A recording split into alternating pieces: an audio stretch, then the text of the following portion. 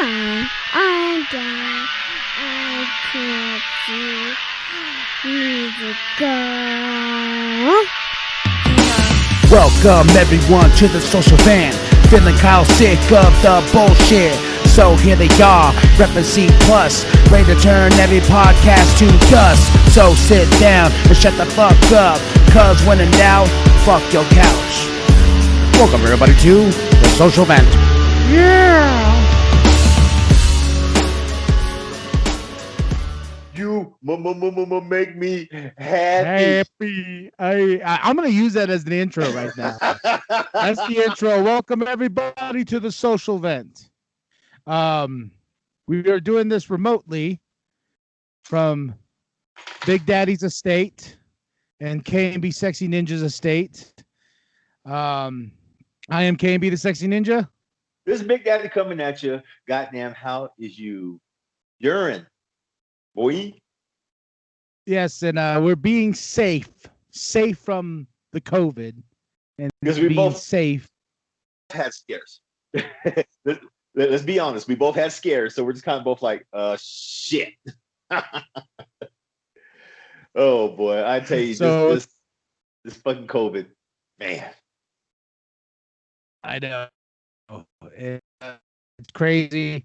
It's I don't know. It's stupid. I just can't wait till things go back to normal. But before we go to normal, Shudder.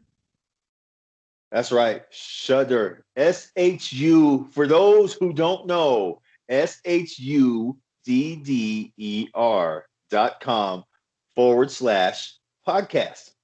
Use that special promo code. What is it, man? C plus CPLUS.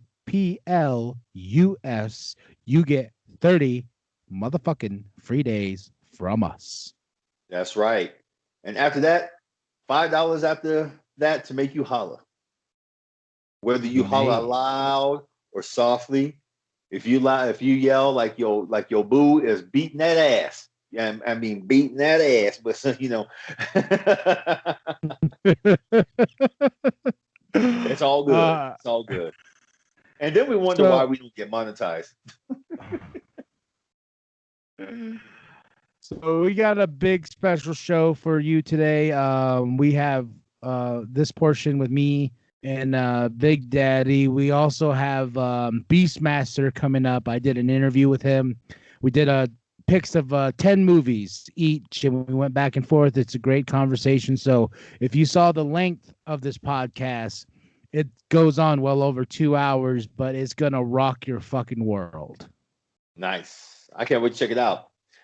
Especially that I had no idea you were doing said interview. It was so like I felt so bad because I knew I set it up for Tuesday, but I forgot it was Tuesday, and he messaged me and he's like, "Yo, we still doing this?" I was like, "Oh, fuck!" Like, big head boy messed up her head.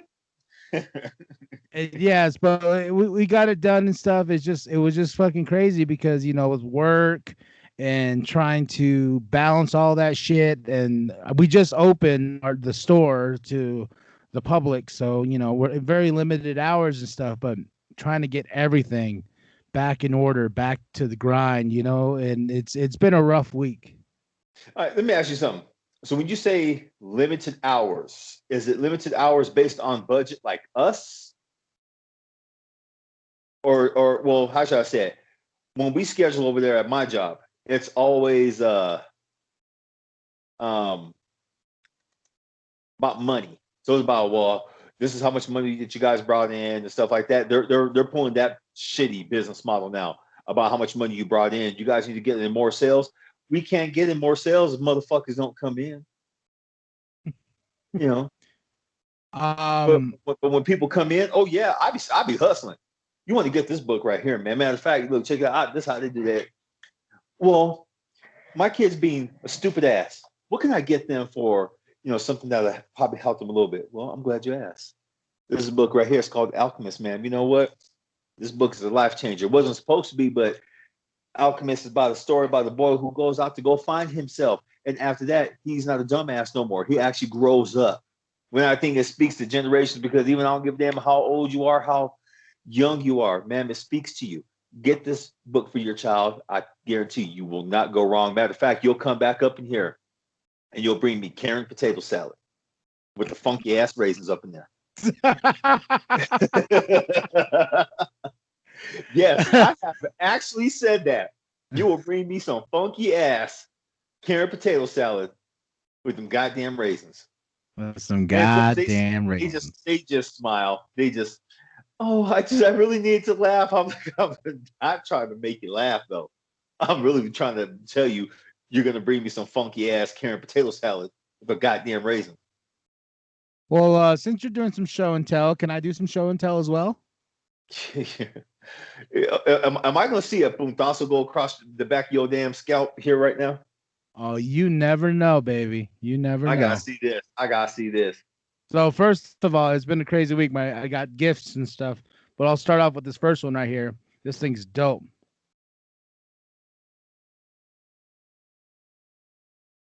I see. It looks like it says 8 Mile.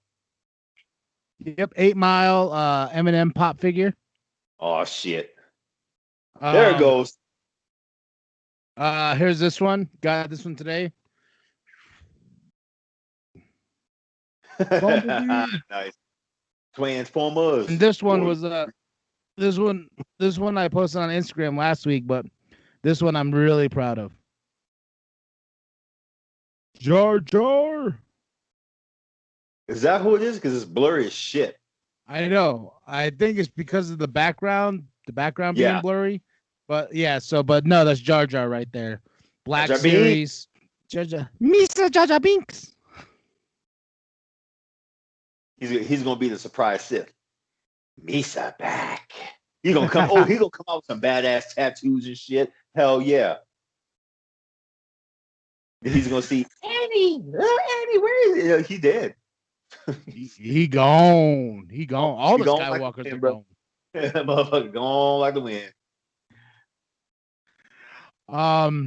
So we were talking about before the show, you wanted to do like an interview type style and you like go back and forth. Well, you go first and I like the idea. So what is this crazy madness you want to do today? Let's put it this way. I feel audiences know us, but they don't know us. They see, it's funny. Social media is a funny beast because we give off the portrayal of a certain image, and that's what people think about us. And totally and deep down, half the time we're not like that. So I don't know. I just thought like just a Q&A between the both of us. Who the hell are you looking at? I'm sorry, I keep seeing something. Nobody. I thought it was a ghost. Uh-huh. No, my phone. No, only I can fourth wall. My phone went off, and I was just like, "Who is this? I don't know who this number is."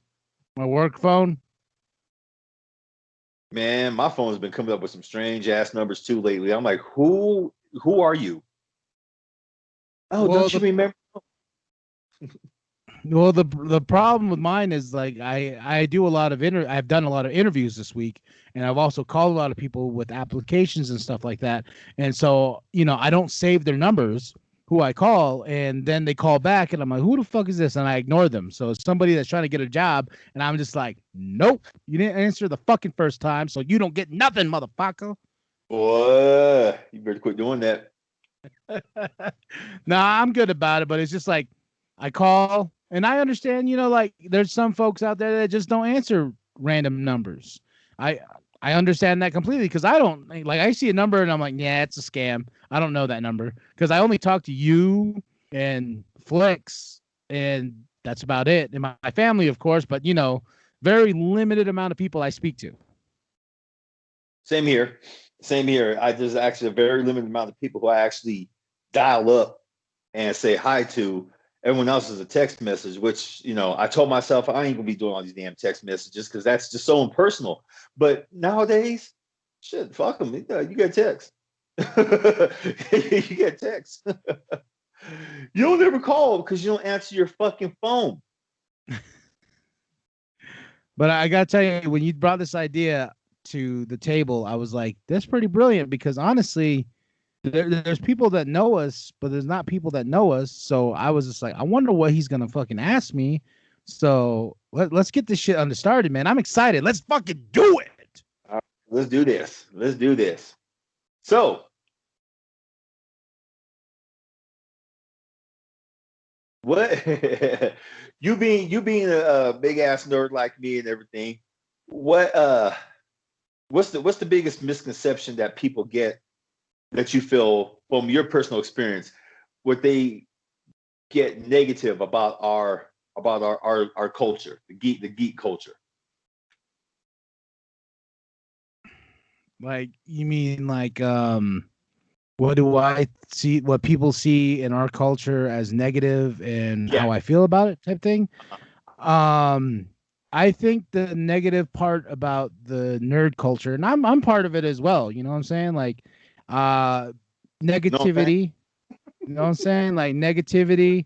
I think people, you know, it's all about sides, what side you're picking and shit like that. Like I catch myself doing it all the time. I seen somebody post it up like, you can get rid of one, and it was like the Harry at Star Wars, Marvel, DC, Game of Thrones, Harry Potter, and Lord of the Rings, and it's like you can one has to go, and I had to, of course, put my 2 cents in. I was like, fuck Harry Potter, fuck Lord of the Rings, and fuck Game of Thrones. Goodbye, keep everything else, you know. And I got into a little bit of a heated keyboard thing with somebody. And I thought about it. I'm like, man, why the fuck am I wasting my time like this, man? You know, and it's one of those things in the culture is like it's like you have to pick a side. It's like, why do I have to pick a side? And it's like I hate The Last Jedi, and people are like, well, you gotta understand. No. And I've learned this from you. When people tell you, well, you know, and I've done it to you as well. It's just like, well, Big Daddy, you need to. I don't need to do shit. I don't like The Last Jedi. Exactly. I don't need to do shit but stay a half breed and die. My favorite saying to people, I just need to stay a half breed and die. That's what I think about the negativity and the constant like berating of anything. It's like Wonder Woman, the amount of dislike that movie got, and I fucking love that movie, and I'm in the wrong. You know, it's one of those things. It's like, well, you like that movie? How can you call yourself a nerd? I'm just like, what? You know, it's one of those picking sides bullshit. I know the feeling. I love both movies, but you always get those. I don't give a damn, man or woman. You get those little bitches who are just so damn critical about shit, and you know, I got a lot of folks like that on my side of the family who are just critical about movies and books and stuff like that. Oh, it didn't follow the book. There's a reason. I'm not going to sit in the goddamn movie theater for 6 hours because they followed the book. Fuck that. Sometimes the book, sometimes the shit that doesn't make it to the movies from the book was necessary because that shit shouldn't even been necessary in the book in the first place either. Well, it's like I went back, I went back and rewatched all the Transformer movies, all the Michael Bay ones. And I watched those movies and I really enjoyed them, all 5 of them. Like, I'm not gonna lie, like there's great things about all 5 of those movies, even though the 5th one's a real sloppy and with the ratio thing and that, but I still enjoyed it. Like I'm trying to watch these things now and be like, yo, you know why I enjoy Transformers 5? And people are like, whoa, it's a garbage. I'm like, you want to know why? Anthony Hopkins in that movie is the shit. You know, I actually really like Cade, who is Mark Wahlberg's character. Like, you know, and I think I was one of those when Transformers 4 rolled around, Age of Extinction. I was like, oh man, I love Shia LaBeouf too much. Like, I love Sam Witwicky, you know, but it's kind of like I read this thing where in an interview, Michael Bay was like, and he goes, he wasn't going to do another one. The 3rd movie was supposed to be the end of the trilogy. Yeah. Then he was like, they came to him. They're like, hey, you know, if you would do another one, what would you do? He's like, well, you know, we did the teenagers from high school. Well, of course, the money. It's like we did the teenagers, they fell in love, and yeah, that was part of the trilogy and stuff like that. He goes, well, this time around, I want to do a single dad with a teenage daughter, kind of backdooring it in, and we don't really need to explain anything. Just this is a different part of the story. This is a different part of the universe, and I was like, okay, well, I understand that. And then after I started the fourth one, then starting the fifth movie, I was just like, oh, okay, I actually like the character Cade that Mark Wahlberg plays. Like it's Mark Wahlberg. You're like, hey, bro, yeah. And so I really did enjoy both because we saw 4 and really didn't care for it the first time we saw it in theater. Did not see 5 until the other day.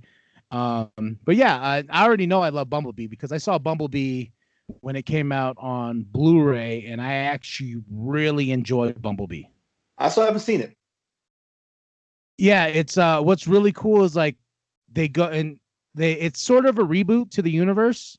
Uh-huh. And what's really cool is it's like you see the G1 style of the Transformers. Like you get to see G1 Optimus Prime in all his glory in the starting of the movie, and Bumblebee's G1 style and all the original styles of the Transformers, and it's just like, holy shit! Like being when you saw that movie from 1986, the Transformers the movie, in cartoon form, it's just like seeing that on the big screen. And Bumblebee, you're like, oh man, And so and that's what I'm trying to do, and I'll make my way to The Last Jedi again, but not this year, maybe next year, But I'm slowly like trying to watch things and just enjoy it, Like I still want to be critical, I still want to be this and that, but I just want to just enjoy the movies, just fucking. But there is times where I do watch something and I'm like, But Yeah.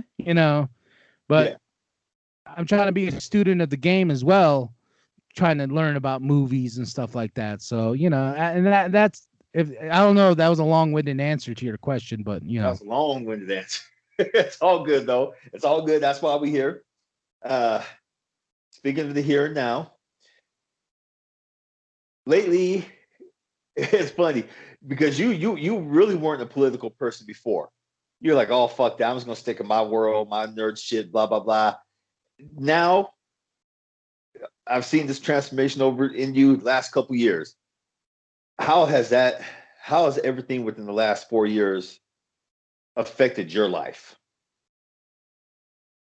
I've never experienced racism to the certain degree that it is now.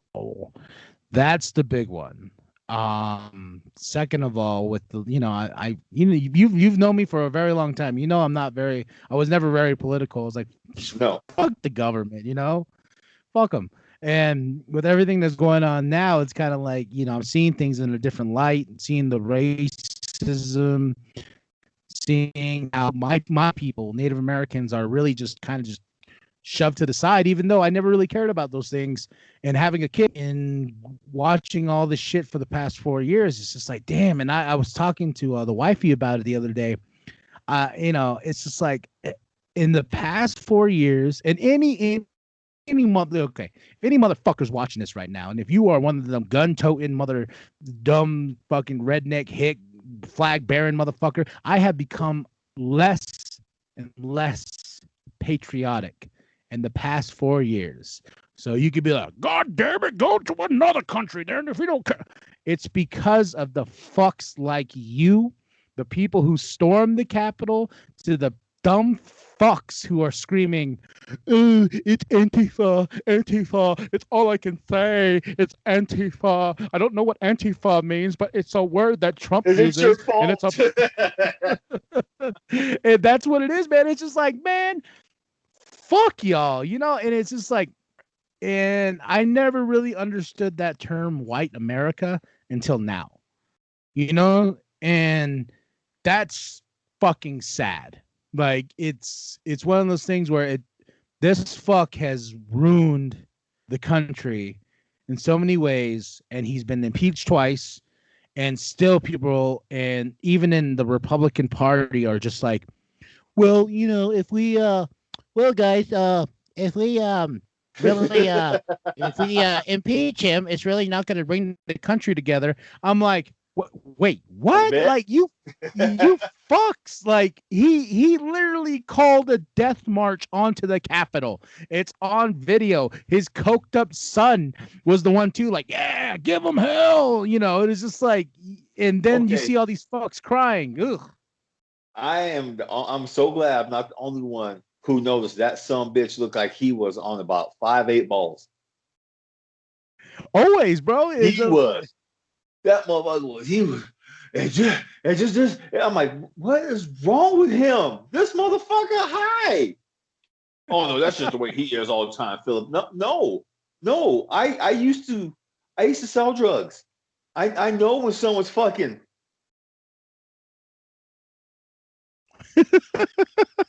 Just like Trump. He was campaigning. They asked him a question and he. Oh yeah, he gearing up. Oh yeah, he just pulled a big old rail. That motherfucker, you know, that motherfucker had a dollar bill and some shit. Oh yeah, oh yeah, oh yeah. And I was like, motherfucker, man. Yeah, but yeah, that's I didn't want to ever. I've always wanted to stay in my bubble, you know, and it's the bubbles burst, but still I'm trying to rebuild the bubble and be in my other worlds. But also it's like I have to pay attention. I got a daughter, I got a kid I'm trying to raise, and I gotta keep keep some of my eyes open. You know what I'm saying? Not be woke in the sense, but be more vigilant of my Be aware. surroundings. Yeah, be aware. So that, yeah. Good answer. Good answer. Because yeah, you were stuck in your bubble. I think everyone's bubbles got bursted this whole 4 years, and especially COVID. I think everyone's, I including mine, not gonna lie, bubbles got bursted like a motherfucker. And some are okay with it. A lot of folks are just like, well, damn, I don't want this. Too bad. It's here. It's here. Speaking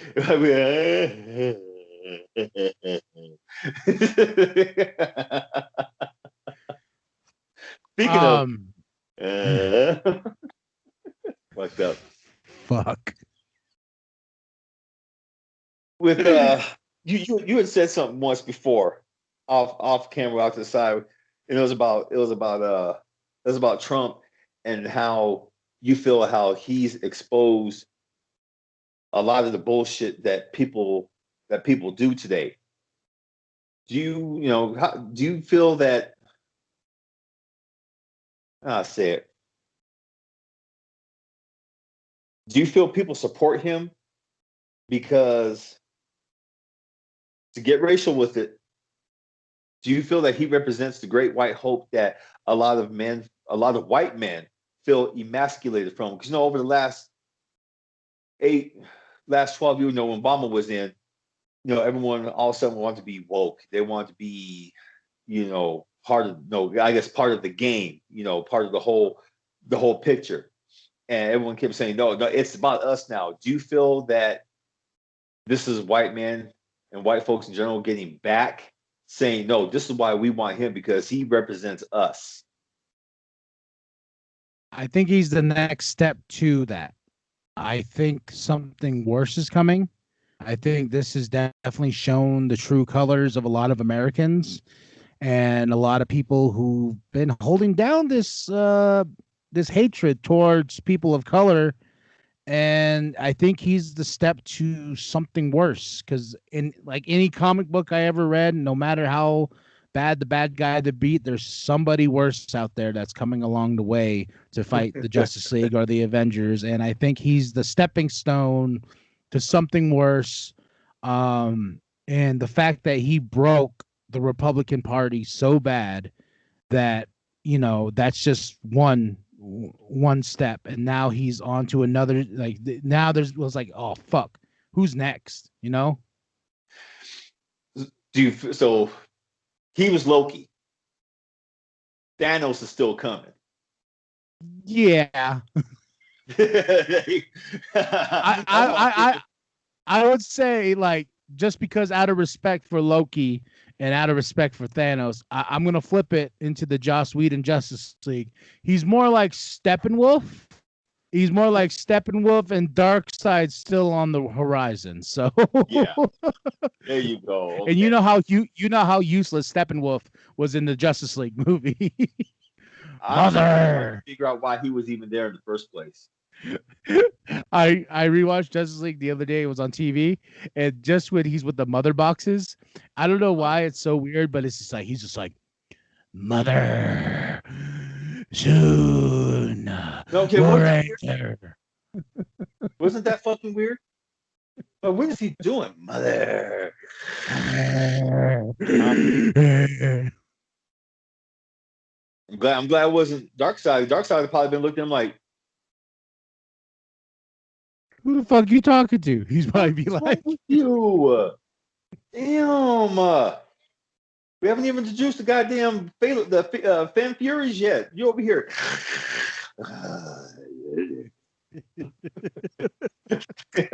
Shit. Big Barter still got to step into the picture. Yeah, so that's my thoughts on it. I feel like he's the stepping stone to something worse. Cool. And with him being something worse, how do you feel as a father? You've been a father now for well over 5 years now.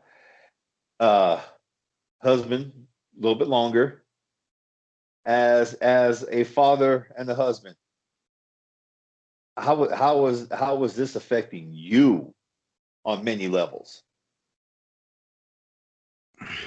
Like at first, like, you know, I was getting like real bad like rage and anger and a lot of that shit. Like it just built up to the point, you know, like I was getting in arguments with the wifey over dumb shit. You know what I'm saying? Like it was just like one of those things, like just seeing everything on the news, and I'm talking about all of the news, you know, not just CNN or this on Fox News and this and that, and just seeing the strings pulled on both sides with all the fucking puppetry and shit like that.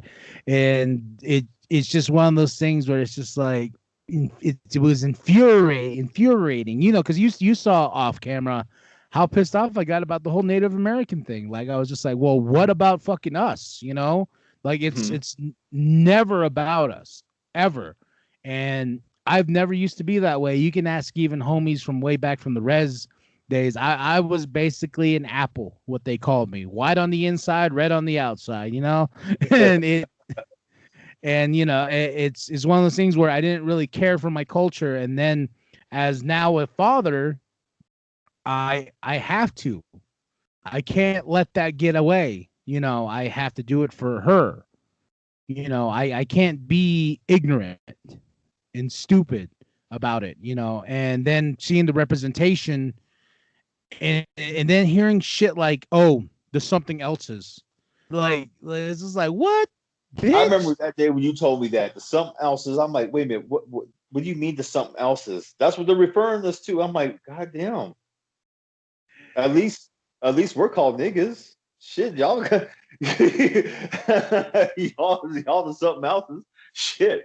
it's like, okay, America, thanks for taking away the Washington Redskins and the Cleveland Indians. Thanks. Like we appreciate that. Like shit. You're get good the fuck now. out of here.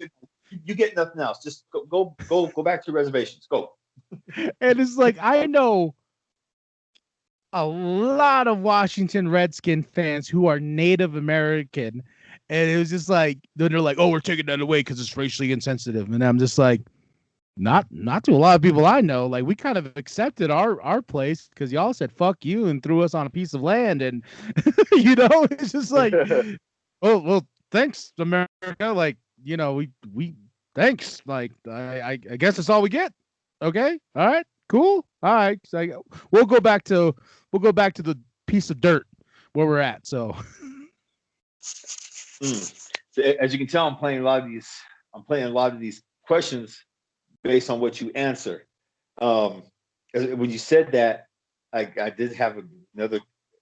It just skip my damn head, but I'm going to get it back. Oh, you said that this is all this has caused you to expand your mind from what it used to be. I don't want to deal with none of this shit. I just want my nerd culture. I want my bubble. And then you see how your fellow Native Americans are being treated. How does that feel when it feels like, because you grew up on the reservation, right? Born and raised. How does that make you feel when they tell you guys, the racist motherfuckers out there, go back to where you came from, meaning your little square piece of dirt that they've forced your people onto, as opposed to them, it's okay saying, we can have all this, but you can't. How does that make you feel? Honestly, pretty sad for their education, man. I'm just like, it's one of those things too. It's like, go back to your own country. I'm just like, it's like when you see dumb motherfuckers who protest. What was that Native American dude, Navajo dude that's down in Phoenix? And Yeah. I think he's a lawyer or something, and they were out there protesting and telling him go back home and whatnot. And then I see dope ass videos. Like I saw this one chick, and she was just like, it was this black chick on TikTok. She was dope. She was like, yeah, people are telling Native Americans, these white people are telling Native Americans go back home to their country. Then she just schooled it. She's like, no, white people, you go back home to your country. Then she broke down all the history of the Europeans and when they came here and this and that and blah, blah, blah, blah. And they're like, when you say shit like that, think about this, all the shit. It's crazy. That's funny. Because there's a Native comedian, he was talking about, he goes, yeah, when white people, all this shit that goes on, they say, why don't you go back to your own country? Go back right now. You can go back right now. And he was just standing in front of the crowd, and he goes, oh, okay. So he just took one step over, and they just looked at him. They go, being a smart ass? They go, no, you said go back to my own country. This was mine before it was yours. And that's all he did. He just took a step. I was like, oh, I like it. Well, and plus too, like the ignorance of that. Go back to your own country or whatnot. That's where you came from. That's stupid. Yeah. America is built on fucking immigrants. Like the American dream. Come here. Come to America. Make something of yourself. We welcome all. Then fast forward to today, it ain't that. It's like, white people are like, oh no, you brown, you get back, and it's just like, do you even understand the history of America? Like what America stood for? Like why people came here. Yeah, why immigrants came here. Why, and why people traveled here to get away from the oppression and all that from other countries and make something of themselves. Like I know people who I know this one ninja, he's from India and he's working a pretty shitty job, but he has a great education that he got from India. And he came here to find the American dream, and he's working a shitty job for minimum wage because his degrees that he got over there don't count here. And he's one of the smartest dudes, and he came here to find the American dream. And now he's working a minimum wage job because he was told his shit doesn't matter here. That's fucked up, man. That is fucked up. I have heard so many stories about that. People who come here, and I'm sorry, the education overseas beats ours hands fucking down.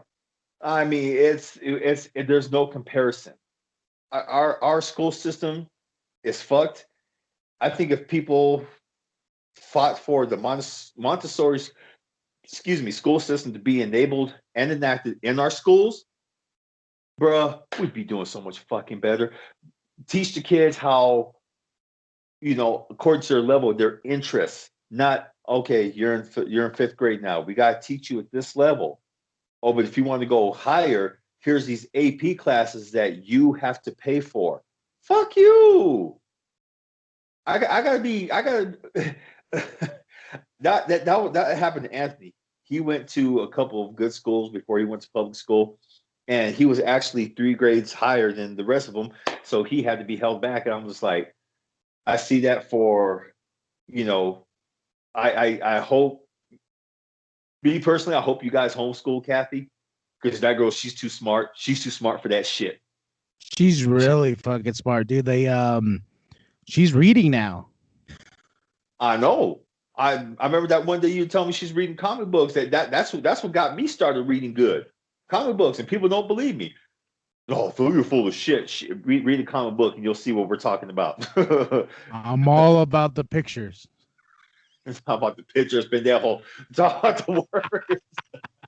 No, I know what you mean. Like I'm a big fan of, you know, shit. Like, you know, my fucking collection is right behind me under this bed and over there and over there. On mine though. But like, I'm just saying, like, I know, but like, it, like, this collection is like so huge now, like it's like spreading across the house. Poor Shannon, she had her wall. You just took it over. Don't worry, sis. I'm gonna get you a house. You can have your own. You can have your own 4 walls, and he can't touch shit. If he does, I'll kick him out because I'll buy the damn house. But speaking of house, there's so. I was going back and listening to some of our old cast, and so I remember. I don't know if you ever read all the comments that people write. So my question, because this is my question too. What the fuck is your fascination with Ben Affleck? you got to explain to us, bro. What the fuck is your fascination with him? Should I really tell that secret? Yeah, goddamn, I'm at. You don't have to, but you know, I could pick another question, but it's just always gonna just like bug the shit out of everybody. Like, what is this damn fascination? What the fuck? I've been a big fan of Ben Affleck for a long time. And he's just one of those actors that I just feel like he hasn't really gotten the respect he deserves, because, you know, he was considered a joke for a while in Hollywood, and he had his little run in the 90s, and then, you know, everyone, like, the first thing in any argument people try to throw at me, they're like, oh, reindeer games. I was like, I fucking love reindeer games. I love what's wrong with reindeer games? Reindeer games is badass. Yeah, but that's the thing, is it's like he has such a negative stigma against them, and it's just, you know, and all this other shit, and I just always found him super talented, and I just always been a big fan, and this is why I always rooted for him. You know, he's just one of those actors I always root for. I'll still root for to this day, because I think Ben Affleck's the shit. I think Ben Affleck's the fucking bomb, yo. And I just that's the reason why I always make the joke, like, yeah, I was like, oh yeah, I fuck Ben Affleck, you know, I'll do this and that, because I genuinely love the fucking man. Like, he's just one of my favorite actors, and I just feel like he doesn't get the. Yeah, I would. I just don't feel like he doesn't get enough credit due, and I feel like when he became Batman, bro, oh my god. And then seeing the audacity of everyone shitting on him and this and that. Oh, we're going to get another Daredevil. Then fast forward, the movie comes out and everyone's like, man, fuck that movie. But damn. That was a general consensus. You know, it was just movie. Man, he killed it. I didn't really care for his Batman. I loved his Bruce Wayne. If that makes sense. Oh, that's with any Batman, you know. I feel like he played both really, really well. But it's really hard for any actor to. It's like, okay, well, who are you going to be, Bruce Wayne or Batman? And people are like, what's the difference? There is a difference in Bruce Wayne and Batman, and it's just like in the animated series, there's 2 versions of Bruce. There's Batman, and then there's Bruce.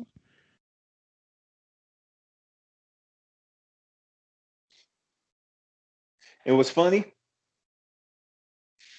The Batman Brave and the Bold series. I think I think there was an episode where you can tell they copied Ben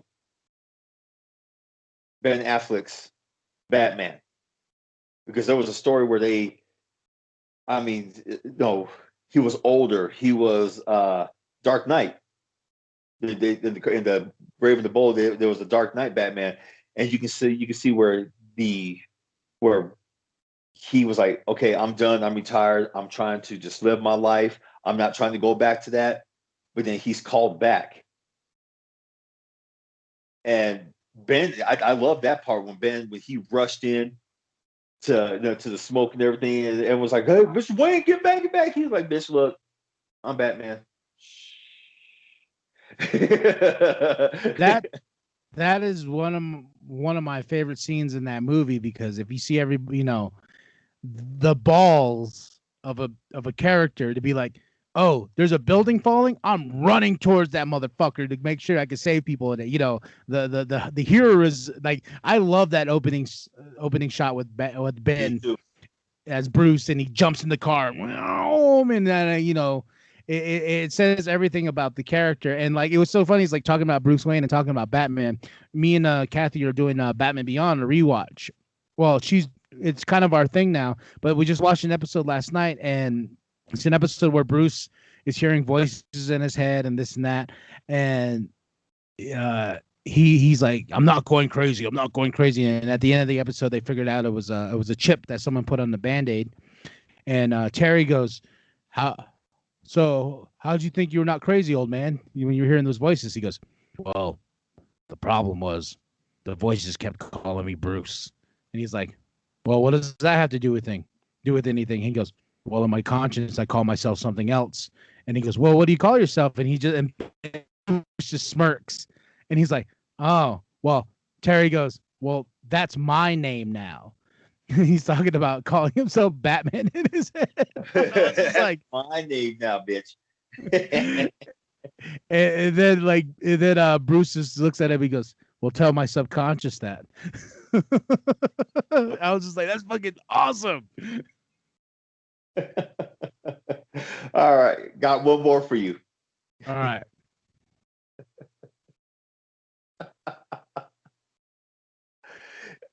If you could, we always go down this damn road. Sexual questions. Any, huh? Well, it's not as bad now as it was when we were first doing this, and especially all on video. People can find it out there where, oh my gosh, it was the sexual question part of the show, and it's where dirtiest and nastiest questions. Like, I went back and rewatched that one with you and Jimbo behind the Orpheum when you guys were downtown. And oh my god. Honestly, bro, I kind of like cringed, because I remember at the time I was thinking that shit was so funny, and it just felt too forced. You know what I mean? Yeah. It was like, let's be nasty for the sake of being nasty. And I remember that day. That day was funny to me, because it was just like, I thought it was the funniest shit ever. But then I go back now and I'm just like, well, not all my ideas are that great, but we moved on. We have. Ooh, excuse me. I had ice cream and I'm like, oh. I can see it on your lip, just, oh, Big Daddy disappeared. Big Daddy. You disappeared. Okay. Nope, I'm here. Sorry about that. What was your last question? You had a freebie. Any person in the world, celebrity, whatnot, you have a freebie. Who is it? Well, the wife already caught me the other night. It's Jennifer Lopez.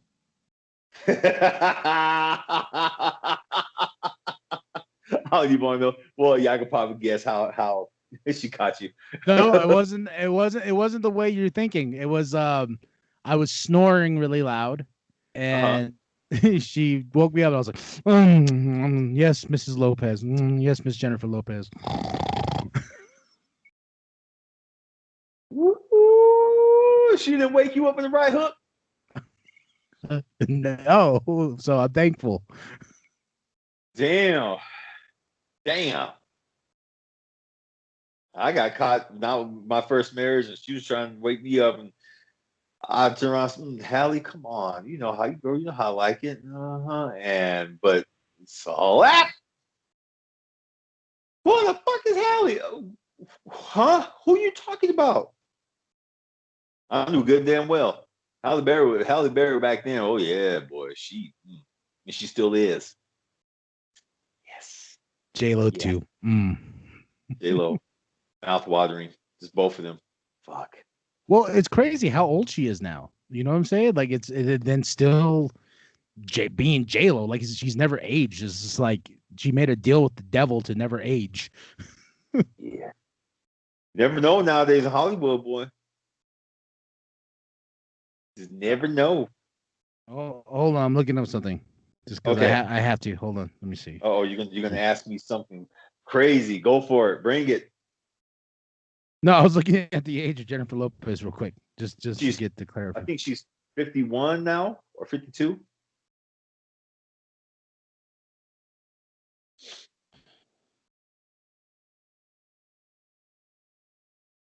Hold on. She's 51, born in 69. I bet she was. All right, so I got a question for you. All right, my turn. Yes, your turn. I'm gonna be like Don Lemon in CNN. Hey guys, I have a question for you. So, Question for you.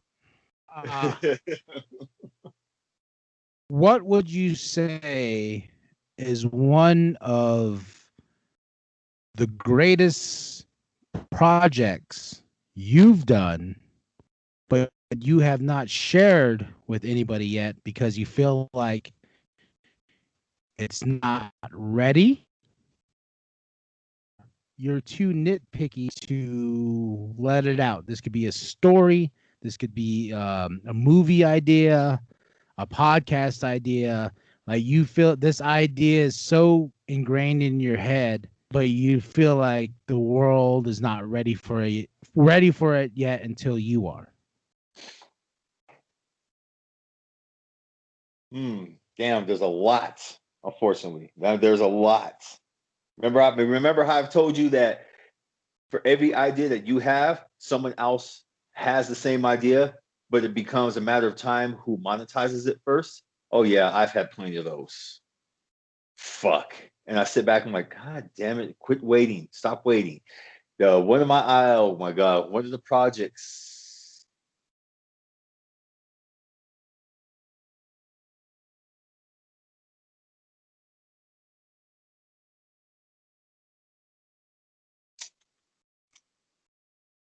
One of my projects is a story I wrote. Even though it has been put, I thought about putting it online, but it's a story I wrote about. It's like my twisted take on fairy tale characters, and I haven't written. I have the damn thing written. It's called Fairy Tale Kill Crew. So you have, Fairy Tale Kill Crew. You have Red Riding Hood, Peter from Peter and the Wolf, and then Hansel and Gretel. Just different takes, different ethnicities, a little hardcore, a little sexual, a little bit of everything, a little violent, all that good stuff. And I just have it just sitting there. And I always like add to it, take away from it, add story, take away story. And around this whole universe, I've built up my own universe. And shit, I don't know what I'm waiting on. I've been working. What are you doing? I had a cramp in my hand. Oh, I'm like, are you trying to signal somebody? I am here. I am hungry. Yeah, that's my project, Fairy Tale Kill Crew. And yeah, I mean, I love that story. I love what I've done with it. I just don't feel comfortable releasing yet because I don't think anyone's ready for it yet. I just think I'm not ready to release it yet because I'm trying to get this shit down pat. It's different from when you write poetry, you throw it out there for people to read. A story is something that people, they'll either embrace it or curse the shit out of it or both. Me personally, I hope people fucking cosplay the hell out of it. I feel you there because there's so it reminds me of, so I recorded a new song. It's ready to go. Okay. Okay. It is a full on punk track that features Kathy on it, and it's about a serial killer named Mr. Happy. And it's a hardcore punk song, and I actually kind of do this singing type thing on the chorus and some crazy Rage Against the Machine shit on a couple of the verses. It's a song that I'm so proud of because I wanted to do it so bad. And it took me a long time to make the song and get the beat and stuff like that. And I'm afraid to release it because it's a song that I love so fucking much, and it's like I don't want anybody to shit on it because of all the love and like it's different from the other songs because this song's for the album that's coming out, the Fat Native. And it's just like that. It's just like I love this song. Already released like the singles Res Kid, Wicked Shit, The Price, and we did the Price music video. I go and we released the Insane Clown Posse cover. I did it with Penta for Pass Me By, and I'm just like, oh man, this album's gonna be dope. And then I make this song, Mr. Happy, and I'm just like, oh, and I listen to it. I'm like, oh, I love this song, and it's just like, I don't know if I want to release it yet, but if ninjas are ready, let's put it that way. Comment below. Do you want this song released? Because I'm thinking of doing a music video for it, or just releasing it straight up. And it's just one of those things that it's, and I keep adding to it, and I'm like, I don't want to George Lucas my shit, bro. Like,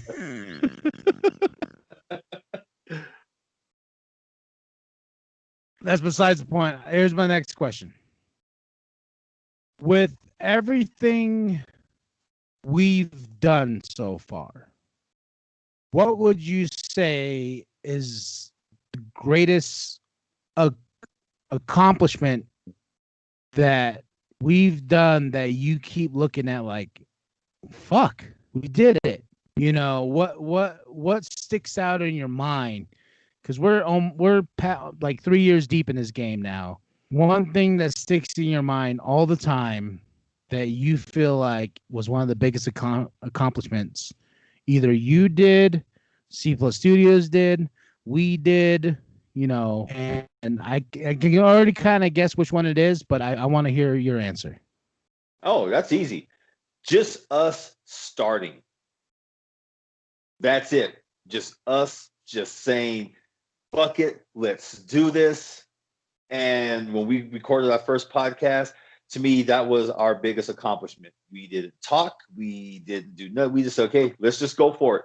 To me, that is still, to me, in C Plus Studios' eyes for the past 3+ years, to me, that has been our biggest accomplishment, just starting.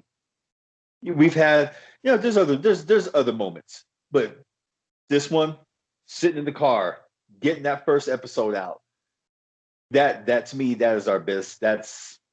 That is the biggest accomplishment I think that we have for C Plus Studios, because we just did the damn thing. And it was fun. Still is fun. Been frustrating at times. I'm gonna lie, we've had frustrating moments, but just us just doing the damn thing, bro. What's this? Do we push the button? Yeah, record. Okay. And how do we pull it? How far do we hold it? Do we hold the sumbits like right here? Do we lean in? How far do we lean in? Boy, don't kiss me. Scoot your head back. Goddamn. Hold some bitch. Okay, right there. All right, okay. So are we gonna hold the whole time? Fuck it. Put it on your dash. Okay. Lean in real close. All right, let's do this. This is Kyle Martinez Bahi. This is Philip McGuire. I was like, oh my God, rookies. Oh my gosh. If people want to hear some cheese, go back to the starting of our catalog. And I keep doing this. Ladies and gentlemen, this is Kyle Martinez Bahi. You know, like it's that weird fucking radio voice. And then I think what I really like about the first episode we've ever put out is I go back to it every once in a while, but how much of rookies we are and how and like every time I listen to the first episode, it's like when we're trying to sell the show. Well, I'm being overboard and I'm like, yeah, this is the social vent. We're gonna talk shit. We can say whatever the fuck we want. Dick, pussy. You know, just start cursing for no goddamn reason. We still do that, but still, it's not to the extent of when we started. Then when we tried the whole video thing the first time around, and then it's just yeah, dick, pussy, you know, bitch, fuck, you know. It wasn't. It wasn't. Oh, go ahead. It wasn't a genuine conversation, you know. It was very forced. Yeah, I'd say it was very forced. And I'd say around episode 20, I don't know. We just kind of said, I don't know. We just said, fuck it. Let's just go with it. Go with the flow. Talk whatever. And I think that's where it really hit the stride. I for me, I think my stride came was 45. The infamous 45. The infamous 45. And if you how that dictates. If you're on the YouTube channel, I think that's when we started putting the Social Vent podcast on the YouTube channel was Order 45. And I believe we started putting the podcast and I started putting like the Social Vent rewinds. But looking at our catalog, we have well over 200 episodes, and that's a lot of episodes to upload. And it's just one of those things. I think 45 was one of those things where it was a kickoff point to something new. It wasn't the reboot. I as much as I love calling it the Social Vent reboot. Okay. Yeah. And you calling it the Social Network reboot, or you know, when we first started, you're like, "Welcome to the Social Network." I'm like, "It's called the Social Vent." And you're like, "Oh yeah, the Social Vent Network." I'm like, "No, it's just the Social Vent." Yeah, god damn, I couldn't get that shit straight for nothing. I was like, God damn it. All right, next question.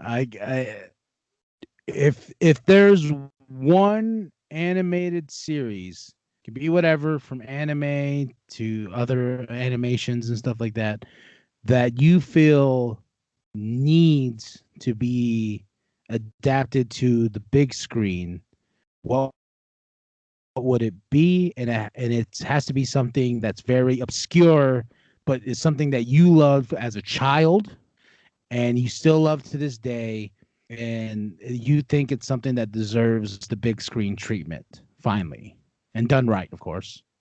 Robotech. Hands down, Robotech. I was in junior high when that shit started coming out. I was late for school every single damn day because I loved the story. I loved how the robots changed, the romance, the conflict, the intrigue, just the whole thing. It was really my big time introduction into wanting to be a storyteller, because it was one of a kind. An American animation group hired an anime group to tell an American story. And it's an American story. They'll say in a heartbeat, it's an American story just told in the Japanese style. And it just expanded, how many, like several generations Hi, Uncle these Phil. characters. Hi, baby. How you doing? I'm good. How you doing? Good. All right. All right. I played Uno for my mommy and I won, so now I'm the queen forever. You're the queen. There you go. Where you crown me, huh? You crown. All right, go brush your teeth. Okay, love you. But yeah, What that's what I feel that they need to adapt because we have the technology. We have, it would be a lot of green screen, but just watching them transform that big ass city ship into the big robot, watching the Veritex transform from Guardian into the full combat mode. Oh yeah, bruh, I'm all about it. They need to already. It's been years. They need to. Hell, I would write it. I'd write a treatment for it. Like here's my damn script. You can boo it out of existence how you want to, but they better realize that nowadays we have computers, animation, and all kinds of shit that we can do the shit from home ourselves now. I think that's what Hollywood's afraid of, but not really, because they have the power of the pen on their side. They can sue the shit out of people. They can sue the shit out of people. So I was like, oh, okay, motherfuckers.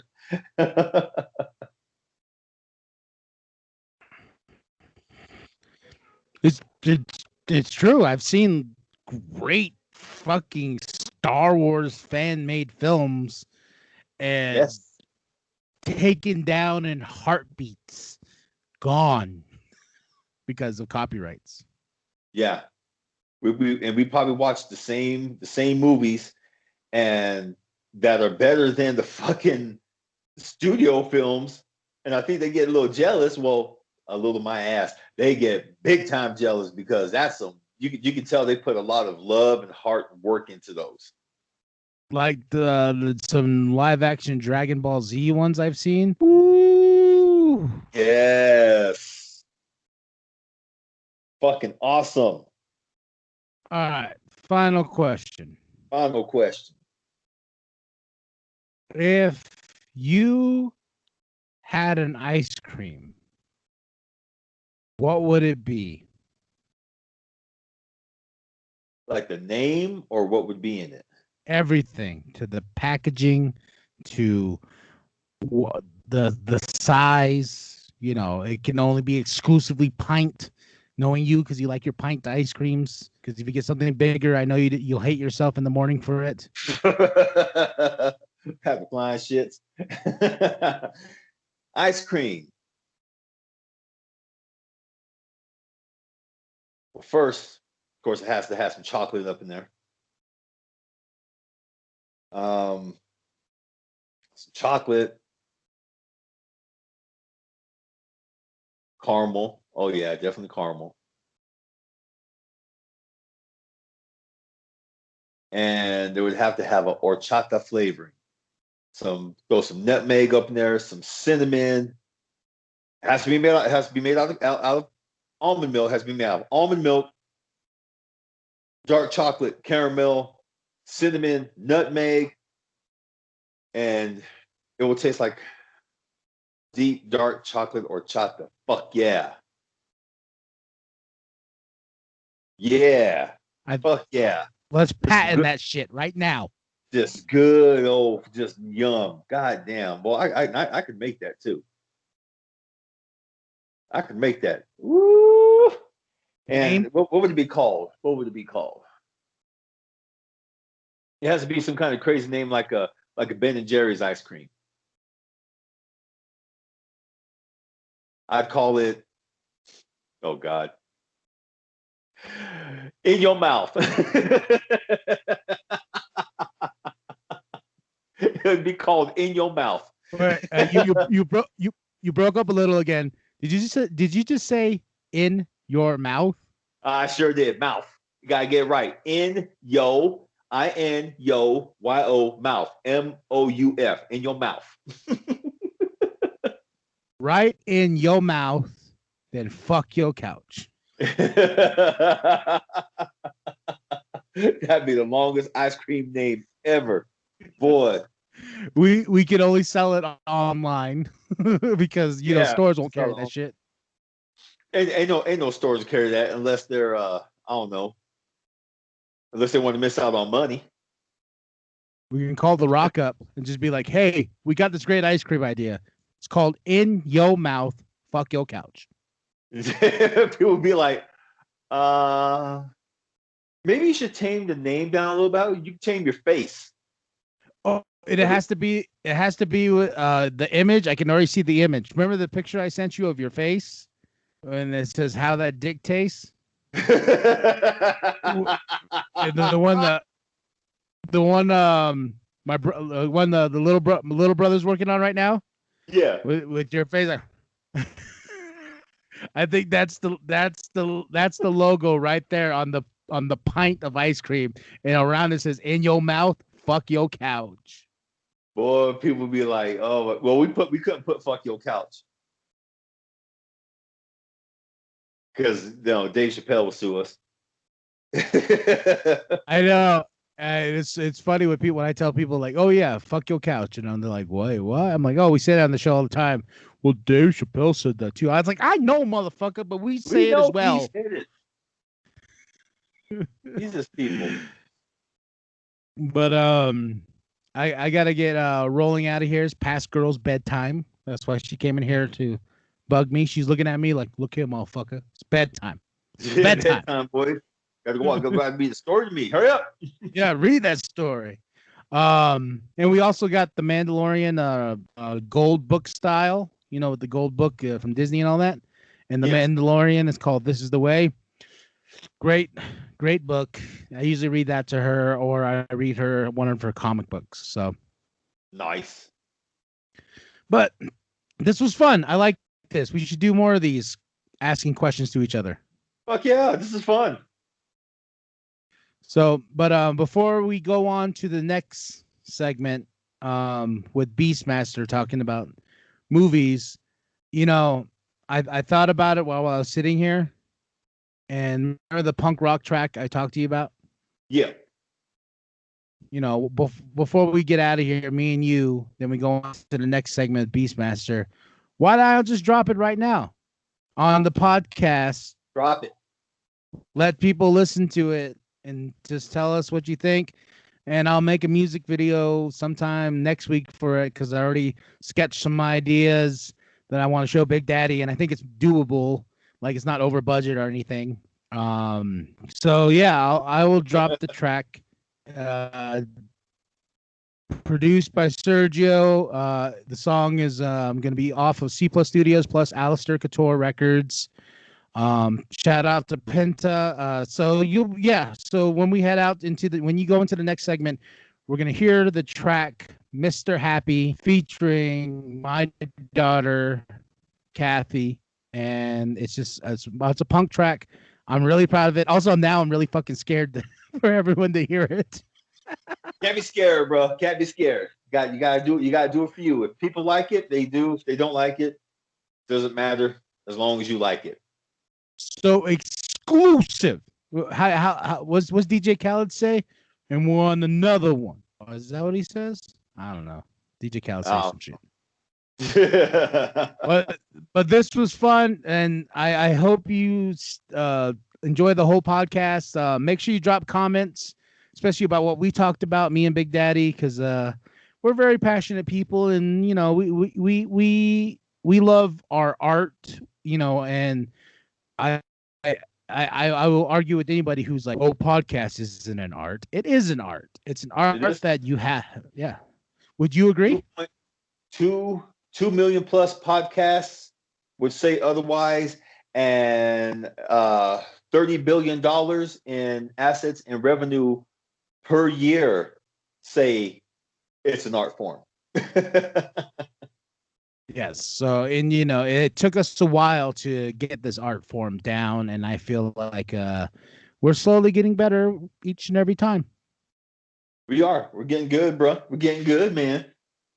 Yeah. So, thank you, Big Daddy. I really like this, and was planning more of these, and I'll make sure to write out some more questions for you. Me too.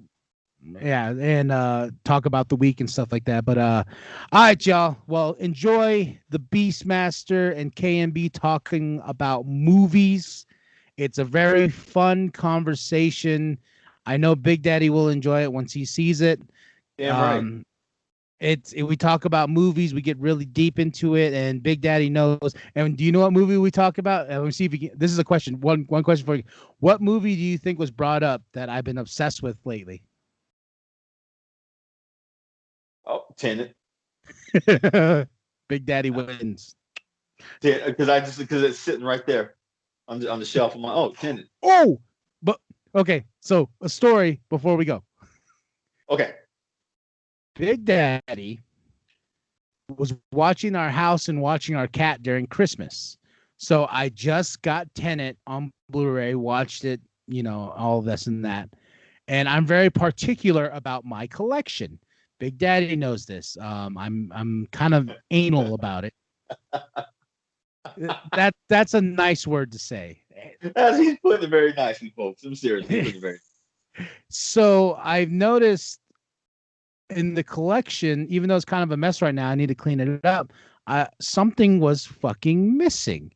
So I was just like, it was driving me nuts, driving me up the wall. I didn't know. And one night I was like standing there high as fuck. And I'm like telling wifey, I'm like, something's missing. Something's not right there. Something. And then she was just like, I don't know what you're talking about. I'm like, yeah. So fast forward to, I would say this month. Yeah. Big Daddy texts me and he's like, and we're talking, and out of nowhere, we bring up Tenet. I don't know how Tenet was brought up, but he says, yeah, he goes, that's how I snagged your movie while I was watching your house and the cat. And I was like, oh yeah. Okay, cool. That's how you watch Tenet. Then it rang in my head. I was like, oh shit. That's what I'm missing. I'm missing Tenet. Oh, folks, you should have heard that. Shit was funny. It really was. God damn. This boy don't miss his movies. Shit. And like it bugged the like Big Daddy's known me long enough to where I freak out over nothing. And there's been moments where I've gone through my collection and like something's misplaced, but it's here somewhere, or Big Daddy borrows it, or and I forget, and I find something's missing, and the first thing I do is I'm calling Big Daddy. I'm like, something's missing, Big Daddy. It's like, oh, god damn it, fuck shit, He really is, folks. I'm not lying. So just had to share that story real quick because it's one of my favorites. It's because Big Daddy got one over me. Damn right. But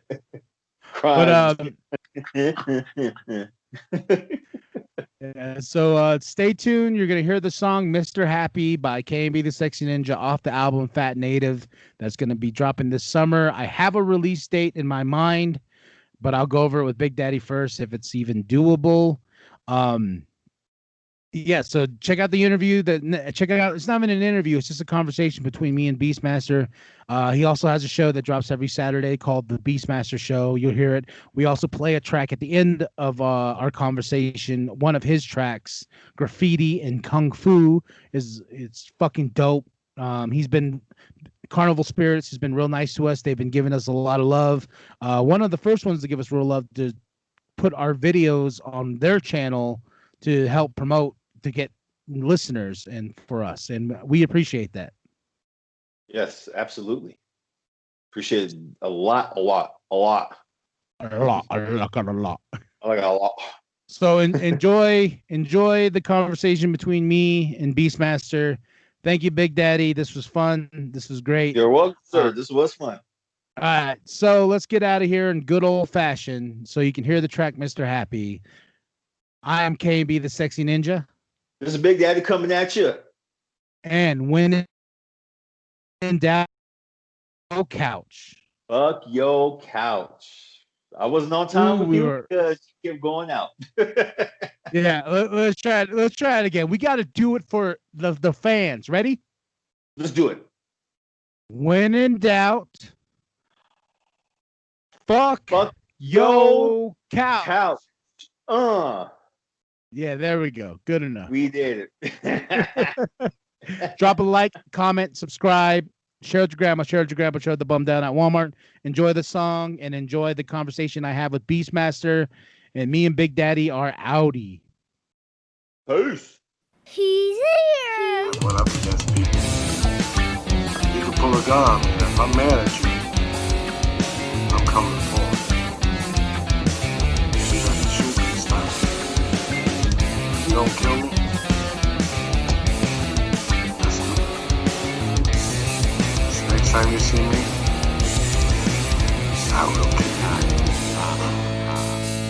Kill all the faceless. No one will live. Boiled with hatred. No more fucks to give. Mr. Happy is here. My misery is clear. I am death. I am fear. So knock knock. Who's there?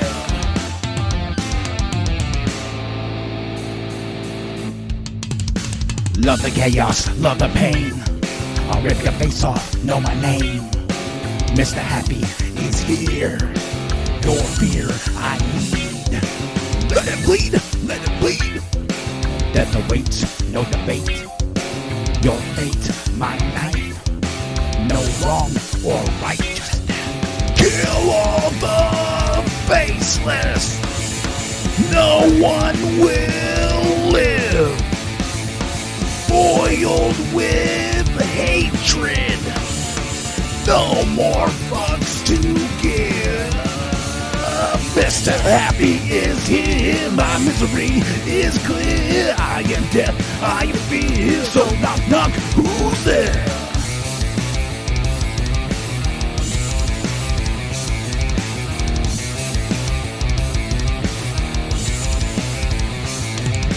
Mr. Happy. Mr. Happy for you. The better one where you can't hide. You can't hide.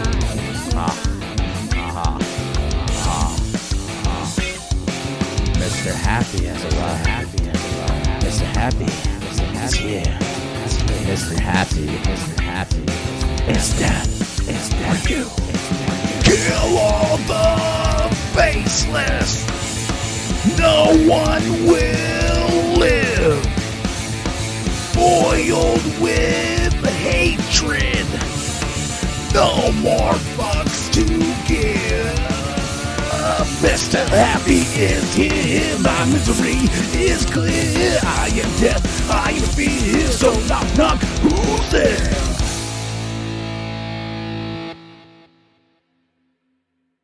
What's up? I'm BeastMasteR from CarnivalSpirits. So glad to have you on. And today we have a great subject. We are going to break down a list of movies, our top 10-ish, but, you know, breaking it down of movies that are a constant rotation. So off the bat, I want you to go first, and the floor is yours. What is your list? All right, so am I going to give you my full list, or am I just going to give you the first movie on my list? We'll go with the first one. Okay.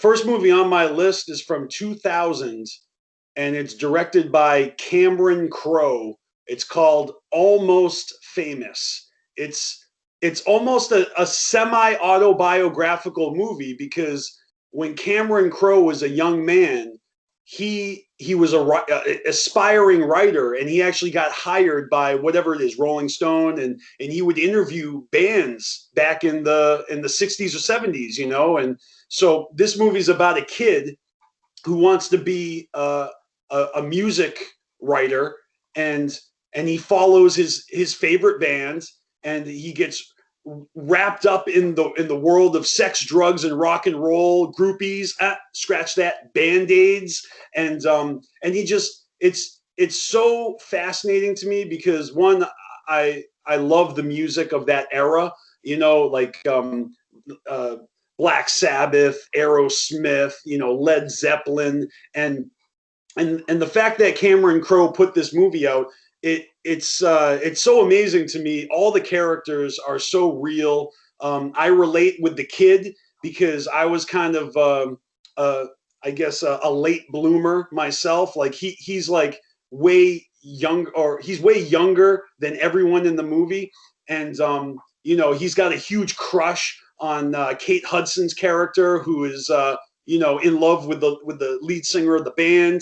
And you know, if you can't relate with that, you know, that friend zone situation where you're just pining for the girl of your dreams, and you know, there's so much about the movie, especially the band members themselves and the in-house fighting and the management, and then the finale where they're all on a plane that's about to go down, which kind of harks back to the real life story of how like Buddy Holly died. You know, they all think they're going to die and they all start confessing to each other. But you have to see the movie to see how that pans out. And also another fun fact is that Cameron Crowe, he actually went undercover in high school when he was like in his 20s and wrote Fast Times at Ridgemont High. Like he actually went to a high school as an adult because he looked young, and he just like wrote down what everyone was saying, and he wrote that crazy fucking awesome movie. And so this movie here is kind of like his version of his life. It's so dope. I have not seen that movie in a long time, and you've inspired me to go watch it again because it's been a minute. And we'll go back and forth, and so I'll go with my first one with my list. Rocky. Nice. John G. Avildsen directed it, written by Stallone himself. This movie is one of those movies that is a constant rotation for me because I'm really inspired by the underdog. I'm really inspired by the fact that, you know, especially Stallone, who wrote this script and was like, had the balls to be like, no one else is going to star in this script but me. I wrote this movie and I am going to be the star of it.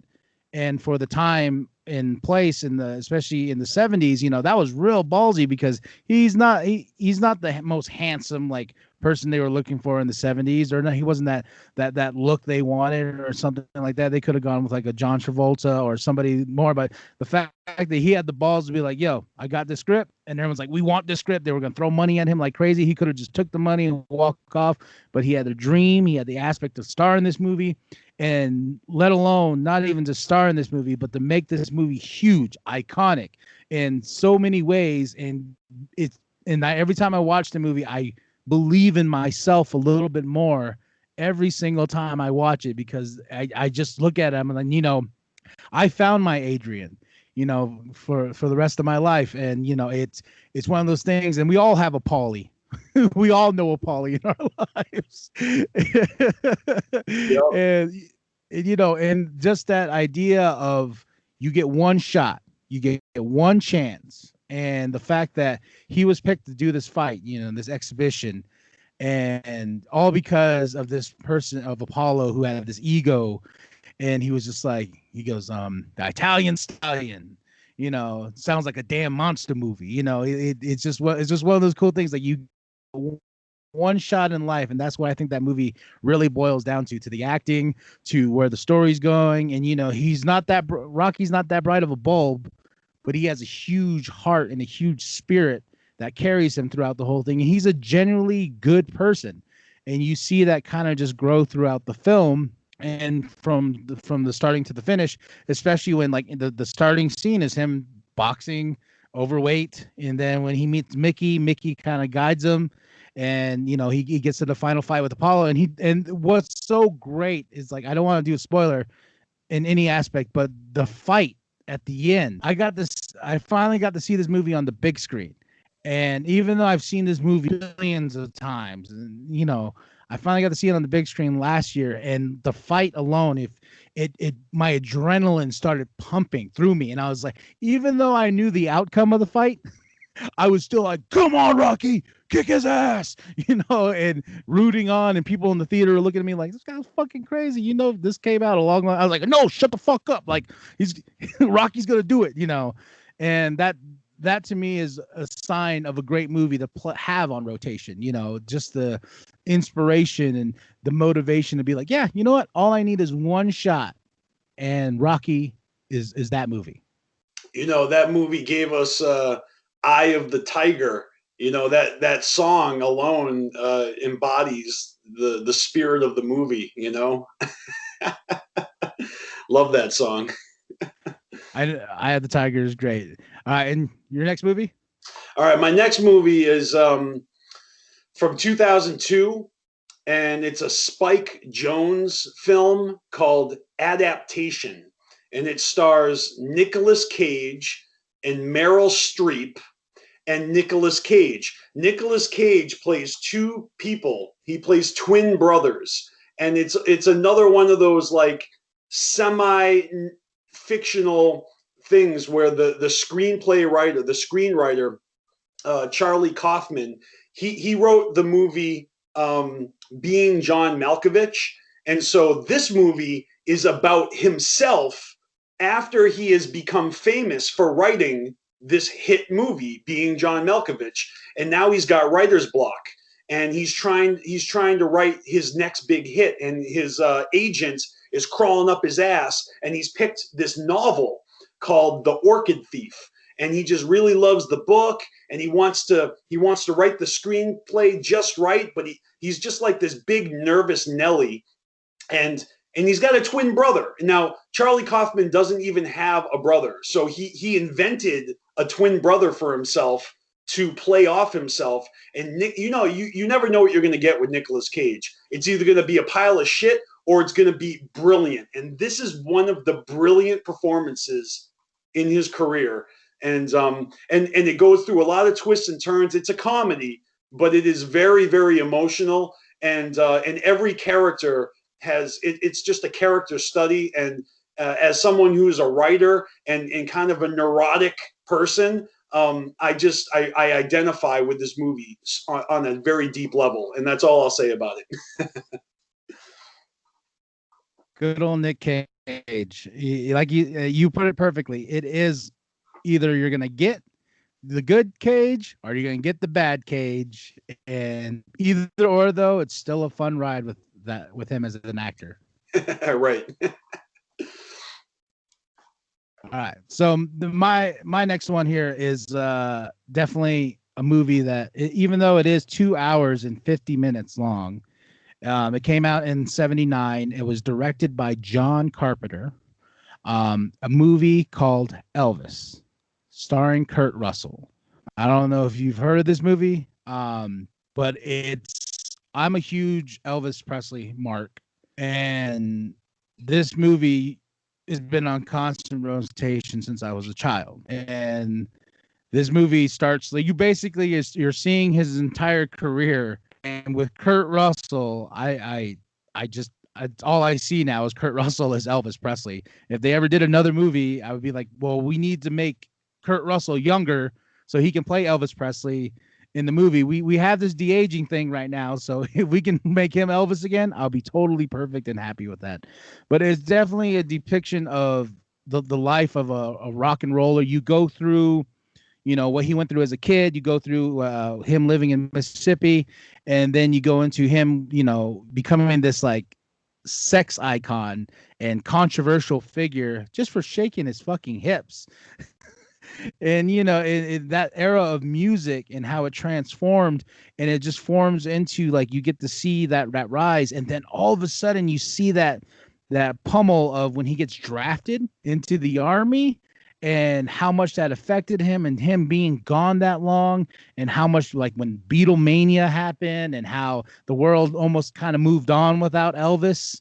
And it was a crazy time, and he got drafted, and and he did his American duty, and he went and did what he did. And during that time, he lost his mom, and that's where you kind of just feel like he just kind of lost it, and it's just great tragic story. And he meets Priscilla over there, so there's good, there's bad that comes out of him being in the draft, being drafted. And then you fast forward into like him going to Vegas, him revolutionizing the game, even though we already had Frank Sinatra who played Las Vegas, you already had the Rat Pack and stuff like that, and so on and so forth.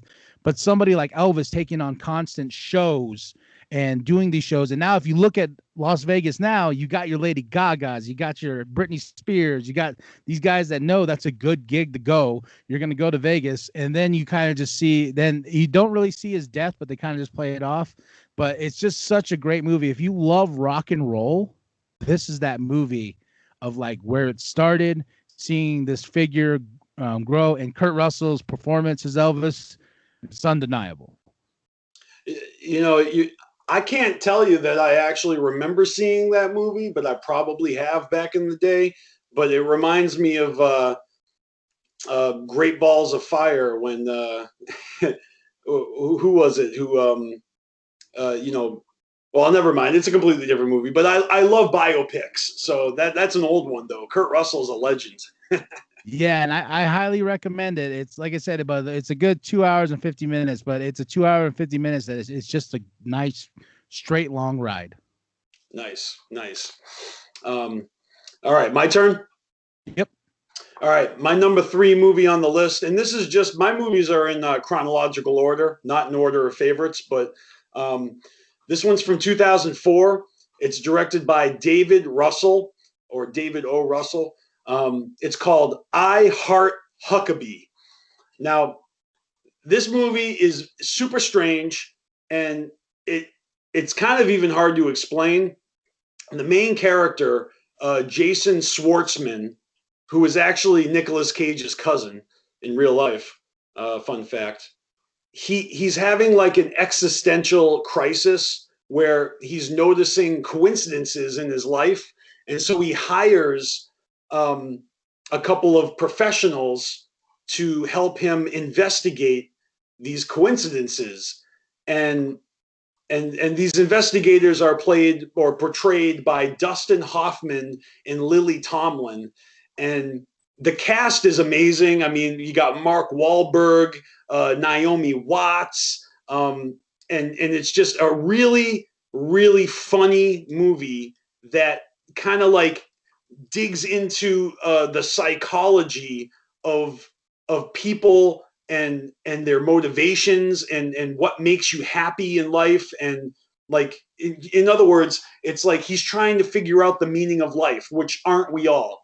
And so the approach of this movie is it's just chaotic, and I can't even put it into words, but it's one of those movies that I watch over and over again, and I never get sick of it.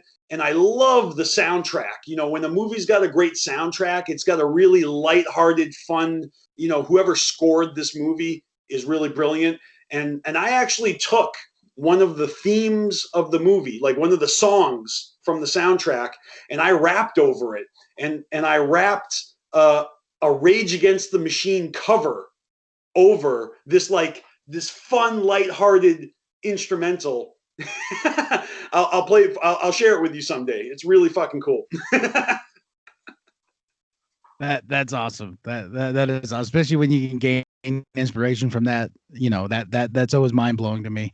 I definitely watch, and we'll have the posters popping up as we go here, and everyone can see it, and everyone can go dive their toes into the movie pit. And my next one is definitely like I'm just gonna jump right into it. It's directed by Wes Craven, one of my all-time favorite films. Just because, and it is a constant rotation. I don't give a damn when, but what year it is, what time of the day it is. But A Nightmare on Elm Street. Yeah, I think, the whole aspect of that movie, and it's kind of beyond its time if you really think about it, because you got Nancy, who is the hero, And that's what a lot of horror has done. Horror movies that doesn't get credit for, especially in the 80s and stuff like that. They made the woman the hero of these movies, and now it's kind of being played down. Everyone's like, oh well, we need this diversity now and this, and but I'm like, man, this was happening in like the 80s and with these horror movies and stuff like that. This was happening then, and I love Nancy's character because she goes from like, oh, this good neighborhood, good girl, going to school, has a boyfriend, Johnny Depp, which is best kill scene in a movie when he gets sucked into the bed, His first movie too. Yeah. And just iconic, and then just her growing, and then to the end of the movie when you're like, oh, Nancy is a badass. Freddie, you got your shit coming. And just that character alone of Freddie is terrifying, because it's just like, oh shit, if I go to sleep, these dreams, and I already have problems with dreams. I have a lot of problems with dreams. I get too sucked into them and too deep, and I have really bad anxiety afterwards. And I know this movie is not one for therapy for me, but it's one of those movies that I take to heart because I love dreams, but I also hate dreams. And everything about this, and Wes Craven, R.I.P. to the almighty Wes Craven for being ahead of his time with these movies. Amen, brother. And I just like the aspect. And Robert Englund, his portrayal of the Freddy Krueger character was beyond out there, and that's what I loved about it. And that first movie was like hardcore. They got kind of cheesy and funny and goofy after that, but that first one was intense. And anybody who wants to get goosebumps or just get chills, and you go watch this movie, this scene's iconic, and it's been all over the place. But it's where he reaches out. He's in that, and they're walking down that. They're running away from Freddy. And he stretches his arms out, and he's just scratching the walls. And it's just so like I'm getting tingles just thinking about it, because it's just like, holy shit, that thing's coming towards me, But Nightmare on Elm Street. Now, if you have not seen this movie, I highly recommend it, and it's definitely a part of cinema history, and it will remain part of being.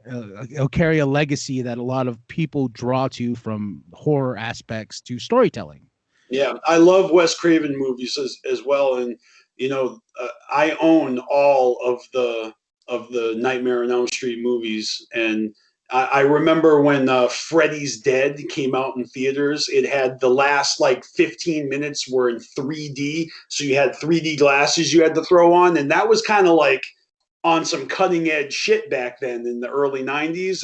And also I was young enough where I actually lied to my mom about what movie I was going to see. When my friend's mom picked me up and took us to the movies, my friend was a delinquent, and his mom didn't care that we were going to see a rated R movie, but my mom did. So I had to lie and say I was watching, like, I don't know, like Honey, I Shrunk the Kids or something.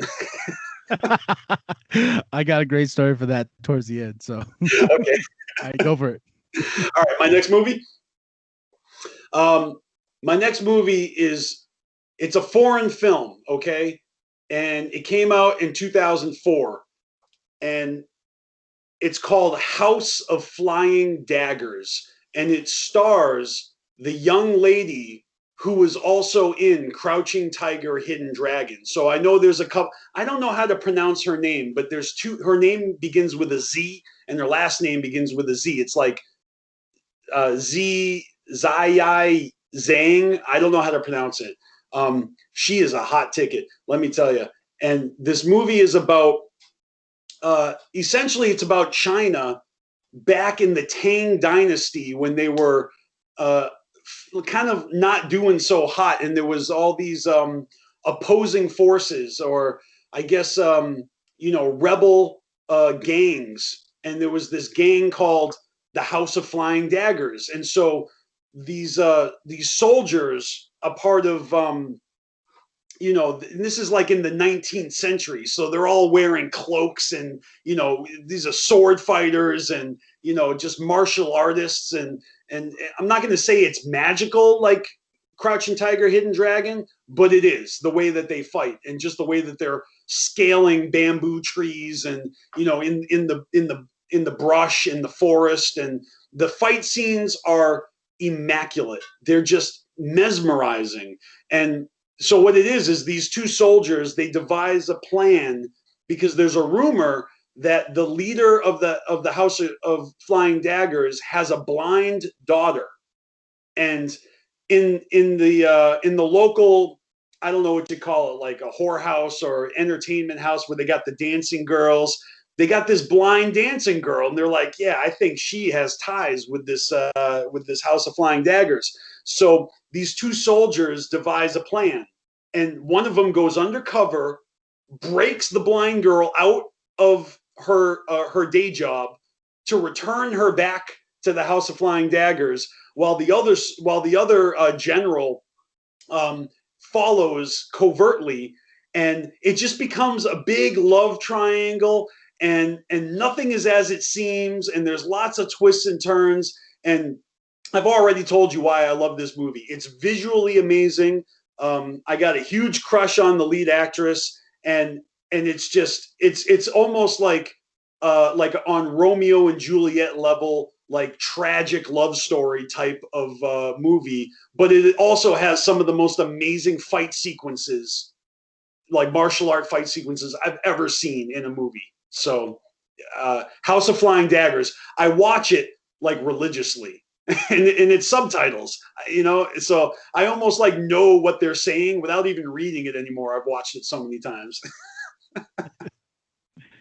I had a huge beef with subtitles before, but my wife watches a lot of Korean movies and stuff like that. So she's got me to actually pay attention. Now I could be like, okay, all right, cool. Now I know what's going on, because subtitles used to drive me crazy. Like when I went to saw Jet Li's Hero and the big screen, like I was like, up, look at the screen, look at the words, look at the screen, look at the words. But now it's harder in the theater too, because when you're in the theater, you want to take in all the sights. So why you got to stand there and read on the bottom when you want to take in everything? I mean, it's tough. It is tough. Oh, and by the way, the proper term for whorehouse is brothel. She works in a brothel. Remember that, folks. The more you know. All right, so this one is near and dear to my heart. It's definitely it was directed by Kyle Newman, screenplay Adam F. Goldberg, Ernest Cline. Fanboys. If you are a huge Star Wars nerd, you should know Fanboys, because Fanboys is it's near. The first time I saw this movie, I sat on the couch, got blazed, watched it. As soon as it was over, I played it over again, and I probably played it over again one more time, because it hits all the Star Wars notes in your heart, and all the references to the cameos. And it's a very beautiful story. It's, the episode 1 is on the horizon, because there was a dark time in the Star Wars lore where there was no Star Wars movies, between Return of the Jedi and Phantom Menace. There was that dark period where, there was novels, there was this and that, but there was no movies. Then when George was like, the Phantom Menace is coming, episode 1, the Star Wars nation was like, oh shit. And this movie really captures that. And just that and they find out that their best, they're a group of 4 friends, and they find out that one of their best friends is dying, and he wants to, so their idea is to break into go to Lucas Skywalker Ranch and see the movie early for him. And so it's just this great adventure. And one of the friends, they kind of like dispersed from each other. So it's about rebuilding friendship, taking this adventure with your friends, taking the journey and taking the risk. And it's just the way it lays out. And with the cameos, I don't want to say the cameos, because I rather somebody watch this movie and be like, oh shit, this person's in this. Oh shit, this person's in this. Because when you get those little moments in this movie with the characters, you're going to be like, oh my gosh. And yes, it's funny. It's adorable. Everything that builds from it. It's just a great homage to being a Star Wars nerd. If you're a hardcore Star Wars nerd, Fanboys is for you. All the characters are great. All the characters are relatable. And once you get to the Phantom Menace part of the movie, and that's towards the end, it has such a great ending that all us Star Wars nerds going into the Phantom Menace was thinking before that movie started rolling, and all our thoughts, and I'm not going to say what they are because I want people to experience that. And there's that one line at the end of the movie that sums up everything all into one big package, and I can see you smiling because that one line at the end, you're just like, no shit. Oh my gosh. Play it over again. Yeah, that's a great movie. I've watched that movie a lot of times, man. It was hard for that movie to get made the way they wrote it because I guess maybe the studio executives didn't want to have that main character on his deathbed. Like they wanted to change it so it wasn't that kind of deepness. They wanted to soften up the tone, but I guess the writer director of the movie, he fought to keep it the way they wrote, and they won, and I'm glad they did because it feels very genuine. Yeah, and if you watch the interviews for that movie, they talk about that. They're like, "Yo, this was going to be a different story than what the studio wanted." But once again, a lot of people, you hold your ground, you make what you want, and you get just pure perfection. All right, my turn. Yep. So this movie is extremely difficult to explain, but I'll tell you this: it is probably my favorite movie of the 21st century, and maybe I'm so obsessed with this movie. And I tell people about it all the time, and I tell them who's in it, and they're like, huh, really? Like all these actors are in this movie? And it's like a head scratcher. But this movie is directed by Richard Kelly. Richard Kelly is the gentleman who wrote and directed Donnie Darko. And this movie came out in 2006. It is called Southland Tales. Have you heard of this? Yes, I have. Have you seen it? It's been a minute, but yes. All right. I am obsessed with Richard Kelly movies. First of all, Donnie Darko would have been on the list if it had not been for this movie, because this movie, it is so confusing, and it is so like, it's like Where's Waldo, except Waldo is a million different things. And so there's always like, every time I watch it, something else pops out and makes me smile and makes the whole movie make more sense. So if I had to explain it, I'd say that The Rock, right, Dwayne Johnson, he is a guy who has amnesia, and he's been, I guess, roped in with a porn star and like this. I don't even know how to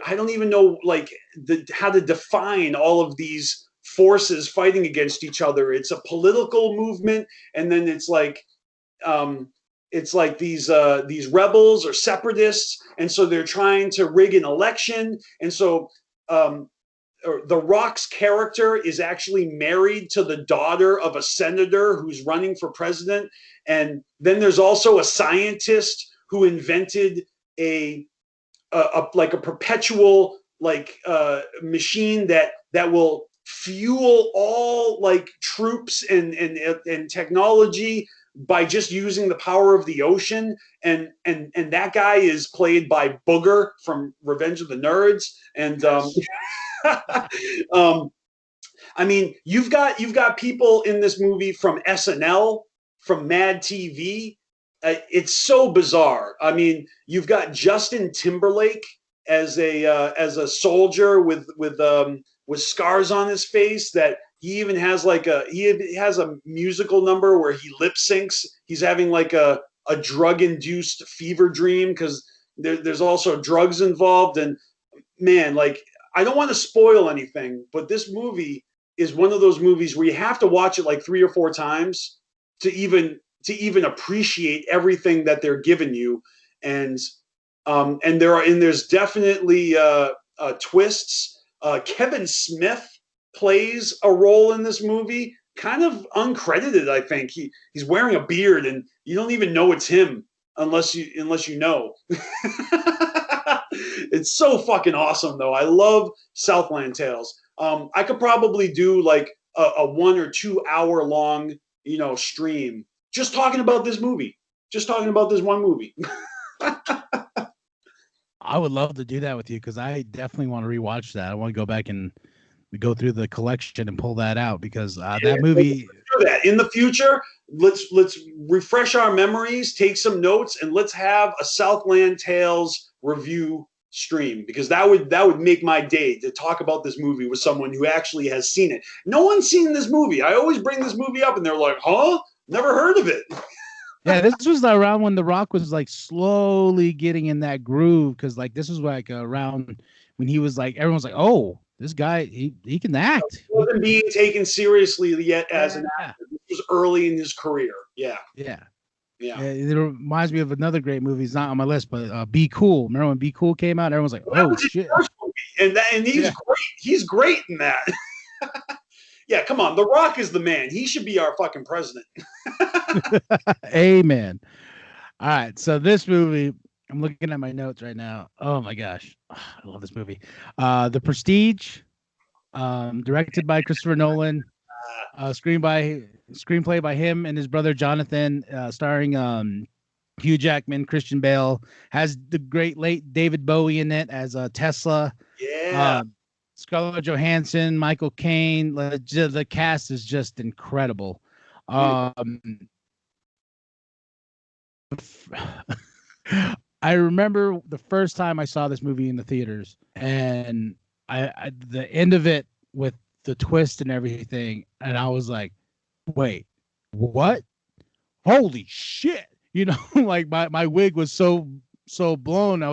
And this is when Nolan was, because of course he's known for the Batman movies. He's known for having twists now in his movies, but he's one of those in between, like one of the out of the 3 Batman movies. This came in between like the second and third, I think.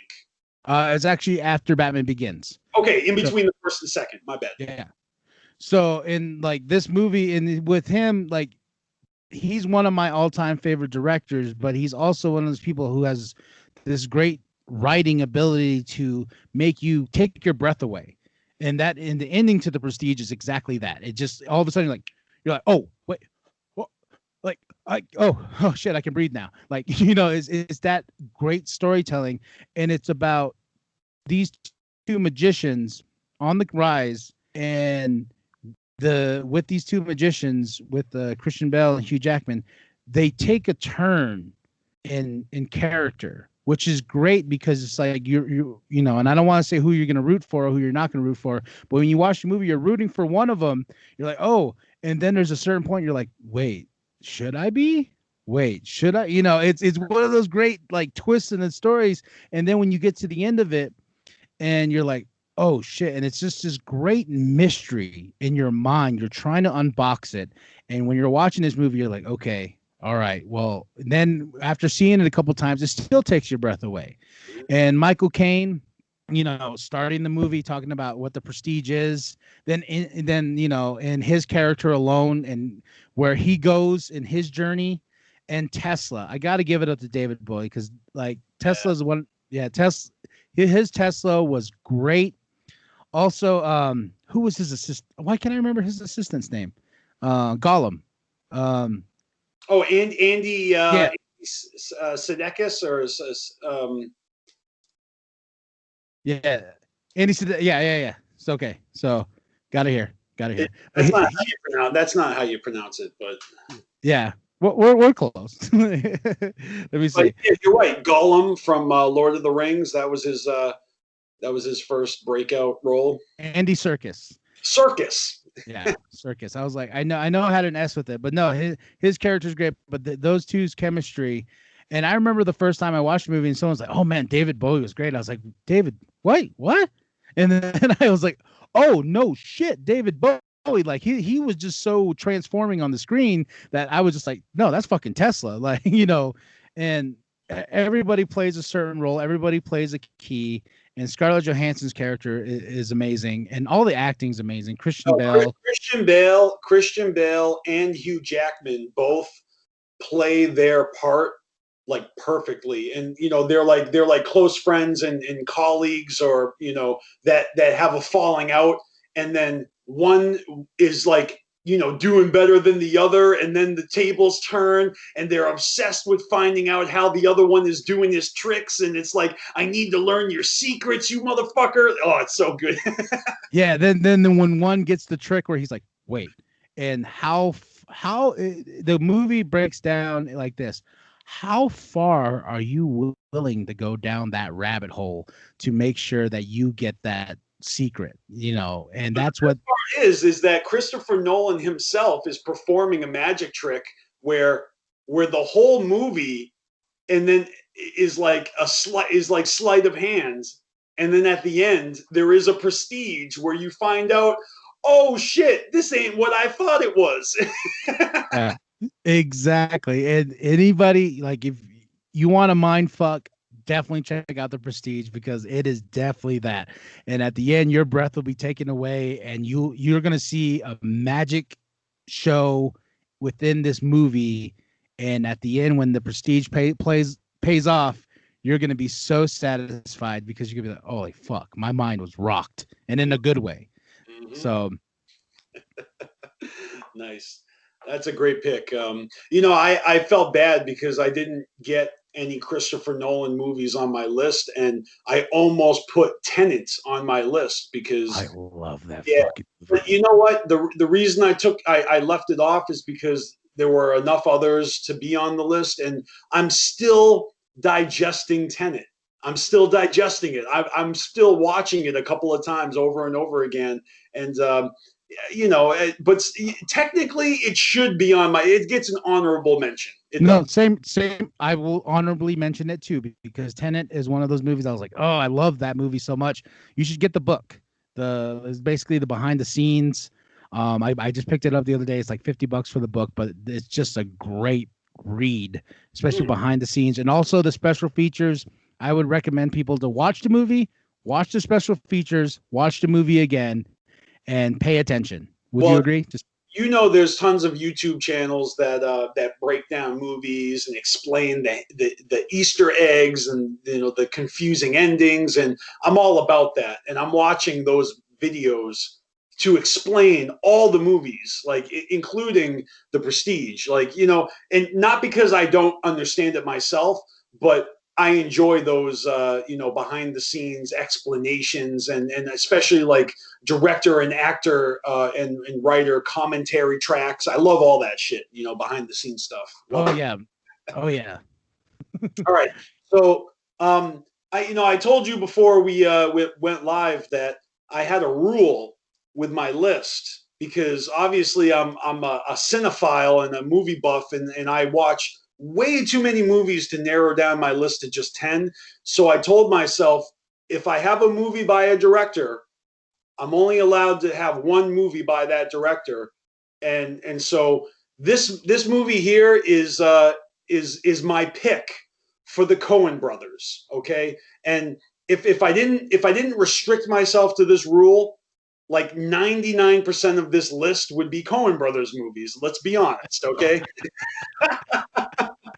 And if it wasn't for this movie, my pick would have been The Big Lebowski, because that I am the dude. Like I'm just saying, but this the dude abides. Yeah, this movie came out in 2013, and it is called Inside Llewyn Davis. Okay, have you seen this movie? No, I have not. Okay, let me break this movie down for you. The year is 1961, okay? And it's not a true story, but you know how the Coen brothers do. They paint a picture of the time period, and their characters fit into that time period like a glove, okay? So this movie is about a starving artist, a folk singer, okay? And it is Oscar Isaac. Oscar Isaac, who plays Dameron Poe in the new Star Wars movies, okay? And he is down and out. He's talented. And you know what? He really is playing guitar and singing in this movie. He's a talented motherfucker. But his character is just like, it's one of those things where it's like you're following his life, a day in the life of this folk singer. And mind you, this is 1961. So this is right before Bob Dylan made folk music popular. Okay. So this is when they're still just like playing in little basket houses or, you know, little dive bars for small audiences for claps and, you know, pocket change. And this guy, he's like homeless. Oh, it's cutting out. 1 second. Come on. Come back.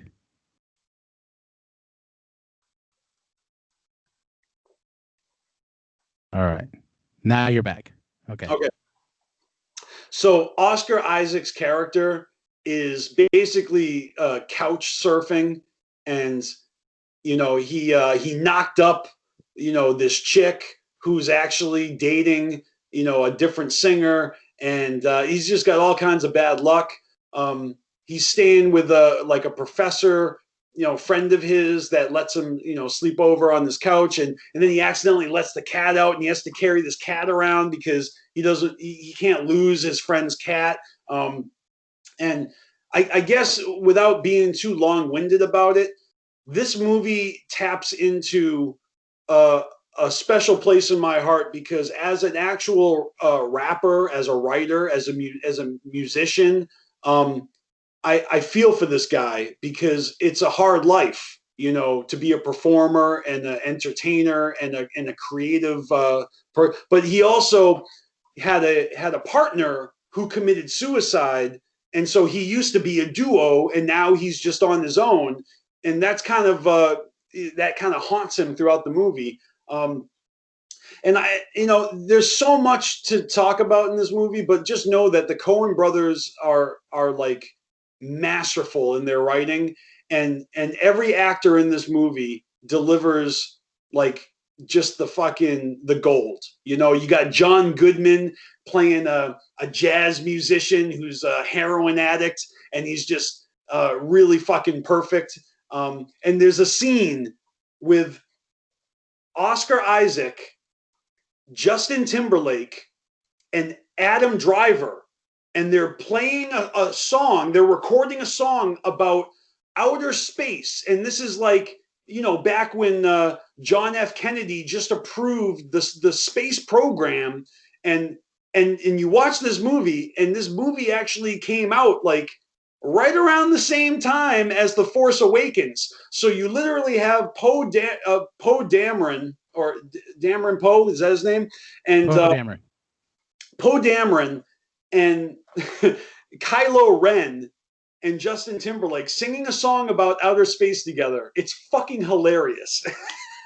That's awesome. Yeah, I love this movie. I watch it on repeat. The music is amazing, and it has this kind of like prestige at the end that's like a gotcha moment that is, but it's only if you care about the characters and you're into movies like this that are real character studies.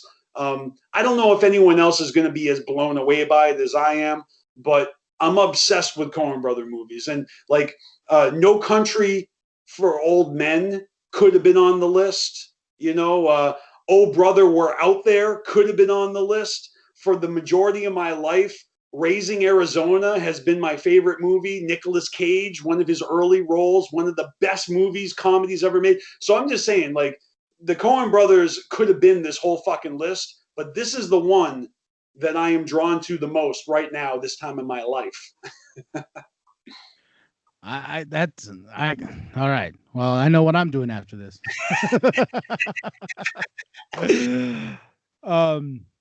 Just real quick side note, like, so with No Country for Old Men, I have beef towards the end of that movie. Like, I like the movie to a certain point, then that towards the end it was like, wait a minute, like, I don't know why, but my attitude in that movie flipped, and I feel like that was just the way it was turned in the story. But I just hate the ending so much, but I love the movie so much. So I'm not going to argue with that. That movie has a controversial ending, but I can tell you this: when that movie came out and I first got it on DVD, I would watch it so much that I think that might have contributed to my girlfriend leaving me. Like, she was like, "Really? Again, TJ?" I remember those days when I had those moments. All right, so my next one, constant and just one of my favorites to have on repeat, 8 Mile, featuring none other than Eminem, directed by Curtis Hanson, came out in 2002. This movie, more or less, like a lot of these movies that they're on constant repeat, but they also have stories to them, and that's what I love about movies, especially stories in my life. Like, I remember my uncle made me ditch school to go take me to this movie because I was a huge Eminem mark, and when I saw this movie, and I fell in love with the idea of battle rap, and and when this movie dropped, everybody wanted the battle rap. Everybody was into battle rapping after this movie. And I remember I'll go into the movie here in a bit, but the best part of this movie for me, story wise, is my first battle I had with some kid in middle school. He was like, yo, you want to battle? Blah, blah, blah. I was like, fine. And, I was rapping at the time and I was writing rhymes, and he starts coming at me. And all of a sudden I'm like, the fuck, man, I've heard these lyrics before. And he's like coming at me, and the whole crowd's like, oh. And none other, he was repeating the lyrics, "Please Don't Hate Me" by the Insane Clown Posse. And then I stopped for a moment. I was like, wait, holy fuck, wait a minute, you're stealing ICP's lyrics. And he was just like, no, I'm not. And I was like, fuck you. And I pulled the CD out right then and there, and everyone was like, oh, Busted. and I didn't fucking bust it because, like, he was coming at me. I was like, man, you're talking about my mom a lot. I was like, I've heard this song before. And then I was like, oh shit, you bitch. It's one of my favorites because, yeah, he was "Please Don't Hate Me" by ICP. But this movie definitely is like, you got a character like B-Rabbit who is trying to take that one moment to do something, but he has to go through these obstacles with his mom, fucking Michael Shannon. Kim Basinger plays his mom, but fucking Michael Shannon, and they went to school with him. You got Kai Pfeiffer in this movie, who's a great character, Future, and all these supporting, and King Gordy. Like, if you really want to deep into it, King Gordy is in this movie. It's a split second, but he's on the radio interview, and he's talking about representing Detroit and whatnot. And Brittany Murphy, R.I.P. This was one of the few last films, that she did before she passed. And it's a cool story, and Exhibit's in this movie. Exhibit, there's just such great scenes that you can repeat, like the end battle scene alone. The battle with the free world, it's such a great battle because I remember being in that theater and people who don't even like hip hop or rap, like my mom, and them seeing this movie and be like, oh, we got this, son, and then like little scenes like when they're at the food cart, the food truck, and they start battling out there, and I took that movie is always on rotation because my love for hip hop, my love for play on words, my love for hits, my love for, like, getting the metaphor out there, and realizing too, like, what's great about the ending of this movie is, like, it leaves you with an open mind with, like, where does B-Rabbit go now? What's his next destination? Because it's such an ending where it's just like, okay, the hero won.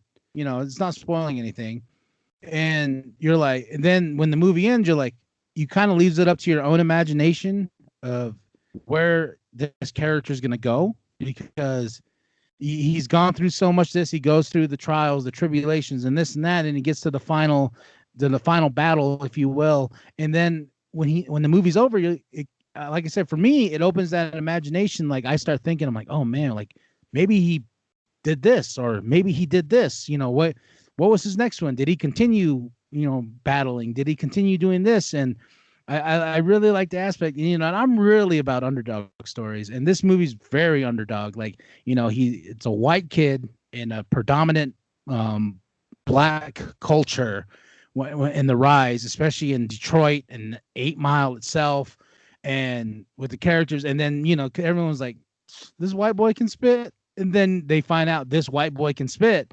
and that was a time and period in hip hop where it was different. It was hard for people to get in the game because everyone's like, people hate on Vanilla Ice. I don't know why, but I love Vanilla. I love Vanilla Ice so much, man. But put a lot of bad taste in people's mouths because he was one of those influences that made because he got Beastie Boys and stuff like that. But to have that predominant of like a character who can, especially introducing everybody to the scene of battling, especially on the East Coast, it was definitely. You say everyone hates Vanilla Ice. Like, I would say that Vanilla Ice was loved by the masses.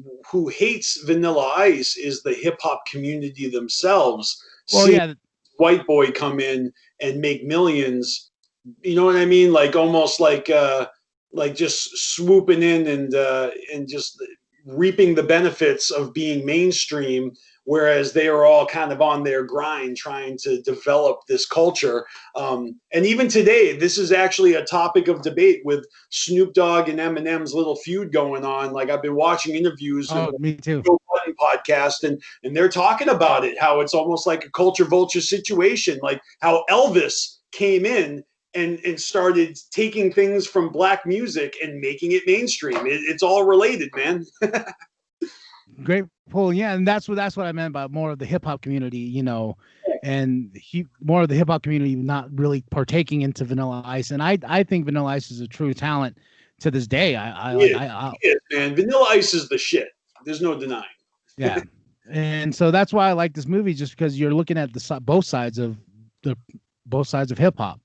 And I like the fact too, because I love the East Coast. Like, I love East Coast hip hop. I love Detroit music because Detroit, is definitely a symbolism of that grime, gritty. You got to fight your way with your words. And just as a honorable mention, if anybody wants to see a movie about battling, if you've seen this movie Bodied, that was produced by Eminem, holy shit! Like that. Like, if you watch 8 Mile, then watch Bodied. I think you'll have a good day in learning some hip hop lessons. Never heard of that. Never heard of Bodied. Yeah. Check it out. If you like battling, you like battle raps, and you like the underdog, it's a great story. All right. Fair. I'll definitely check it out because I'll watch any movie once. All right, my turn. So my next movie is from 2019. So it's recent. And it's produced by Jordan Peele. Jordan Peele, I think, is mostly known for comedy, right? With Key and Peele, skits and whatnot. But he has gone on to direct a few movies now, and he also revitalized the Twilight Zone series. I don't know if you ever saw his Twilight Zone season 1. It's fucking awesome. So this movie is called Us, and it is a story of a family. Well, I guess it starts off with a flashback. Okay, little girl with her parents at the carnival, at the fair, and they're at like on a beach, and she kind of wanders off and stumbles into I guess this little cavern or whatever, where she sees another little girl that looks just like her. And have you seen this movie? Oh yeah, and okay. I have, yeah. So and then it kind of just leaves you with that, and then it's like, okay, now in the current day, you can tell this little girl is grown up. She's a woman. She's married. She has her own children, and they're going on vacation back to the same place where she had this experience. And through flashbacks, you learn more about what's going on with her fears, and she's very overprotective of her kids. You can tell because she knows that some sketchy shit went down when she was a child, but we don't really know the full story. And by the way, I don't know how to pronounce her name, but the main character here, the mom, her name is Lupita, and then her last name is like Nyong'o or something. She was a breakout star on The Force Awakens by portraying Maz Kanata, the little alien woman that Han Solo is like BFFs with. She has a crush on, Chewbacca, and she did the whole like facial recognition thing, just like Andy Serkis did for Gollum. She did that to portray that character. And man, she is beautiful. And I'm telling you, this movie, it goes fucking dark, because out of nowhere, the family is encountered or is approached, or they're assaulted and held captive by doppelgangers. Every single member of the family, the mom, the dad, the son, the daughter, is looking right at another human being that looks just like them, and they are wicked. And they're almost like clones, or they're kind of like the people under the stairs, or the eyes in the hills, or so you don't know what's going on, but they are out for blood. And then you realize that it's not just them. Everybody has a doppelganger, and they all came out of the woodwork for some kind of reckoning. And it's just a horror movie with a twist. And it is so fun. The music is amazing. The tension built is amazing.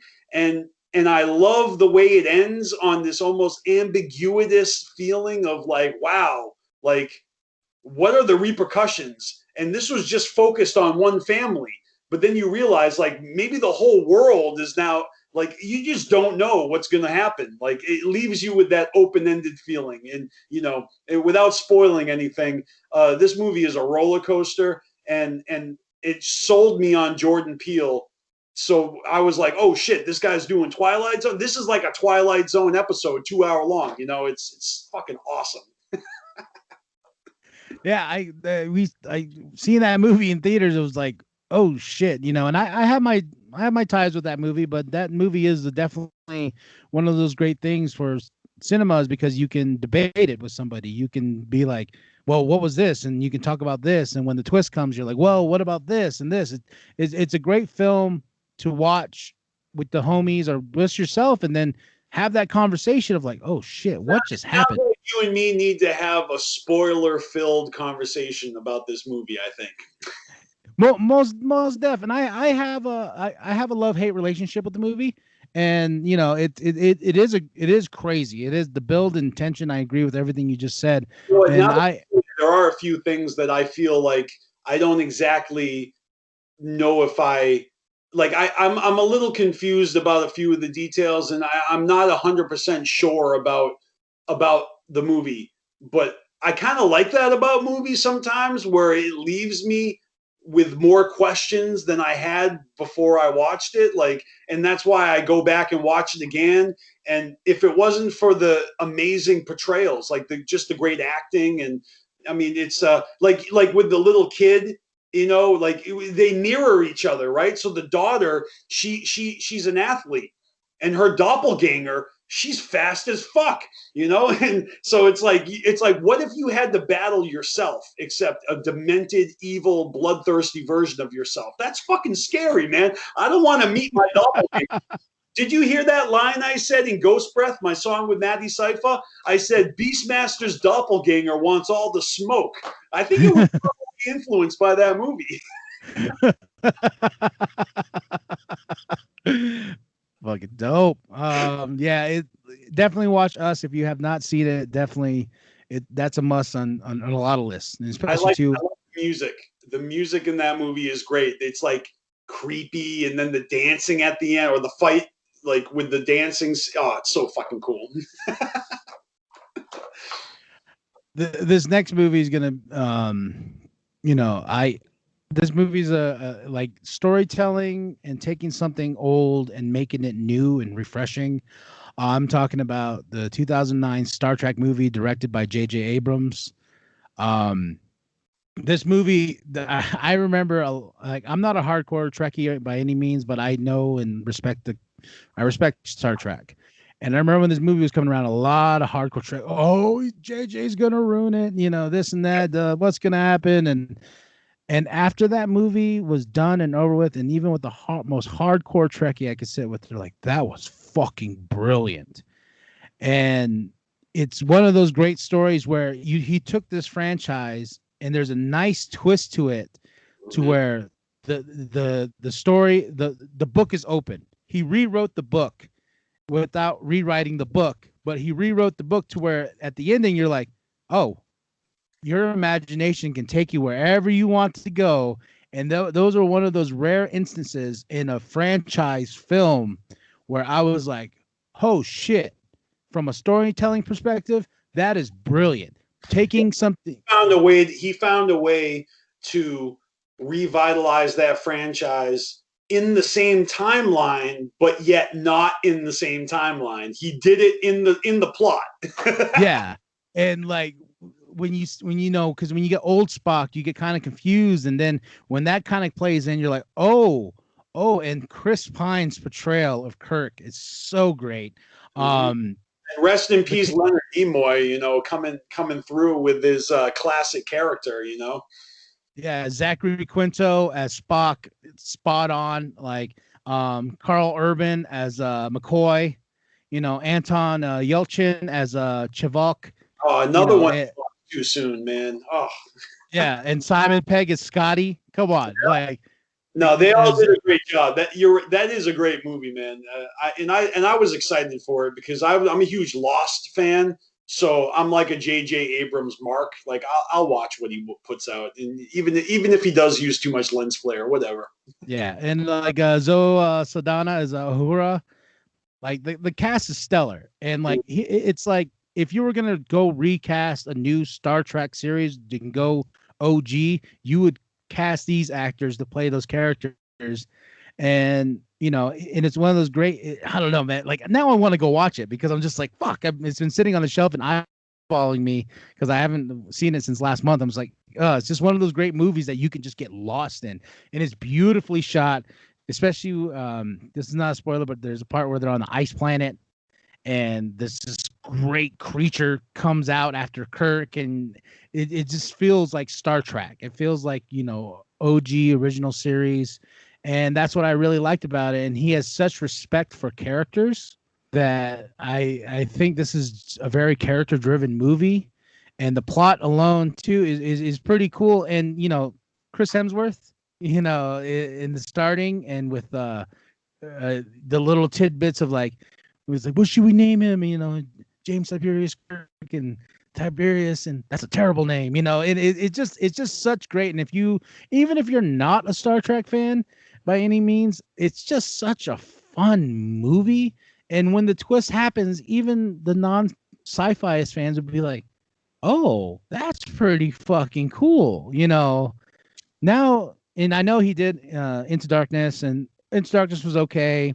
I like Beyond more than Into Darkness because Beyond felt like it was like straight up. And I know he didn't direct the third movie, but he did the second one. And the only thing I didn't like about the second one was it was like he was trying, because JJ's very mysterious.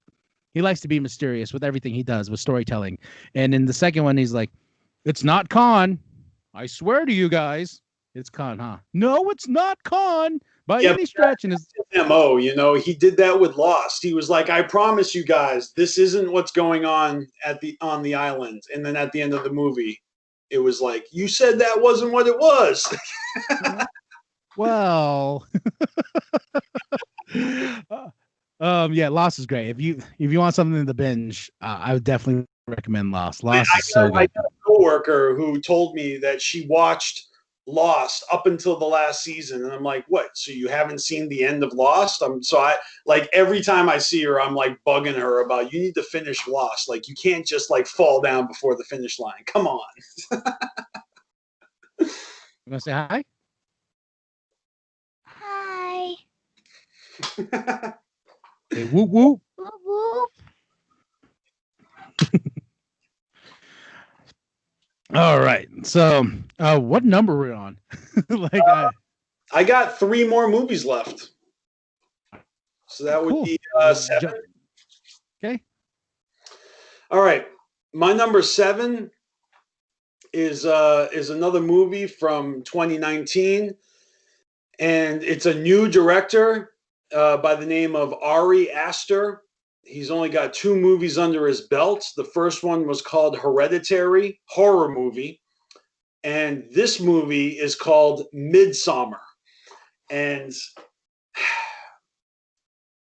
how do I describe this movie? It's about a girl who loses her family to a murder suicide that her sister basically kills their parents and then kills herself. Okay, so she's her whole world is falling apart. Okay, and she has a boyfriend who kind of seems like not even kind of, he straight up is like a dick. He's insensitive. Like, you can tell that he wants out of the relationship before he even finds out that his girlfriend's going about this tragedy. And so he almost is like guilt tripped into, not guilt tripped, but he just out of obligation, like, oh, I can't break up with you now because you're going through a travesty. So he just kind of like goes through the motions. And then his buddies, they all plan this trip to go to Sweden for the summer to write their thesis papers. And he kind of like a snake, like, didn't tell his girlfriend he was doing it. And then he ends up inviting her to go with. And when they go, they are like in the deep, like outer rim of society, where it is like a community of pagan cult members that basically are like living their lives as if it was like, 300 years ago, like praying to gods that you read about in Norse mythology, and doing like human sacrifices and all sorts of things that seem crazy to us, but to them it's just normal.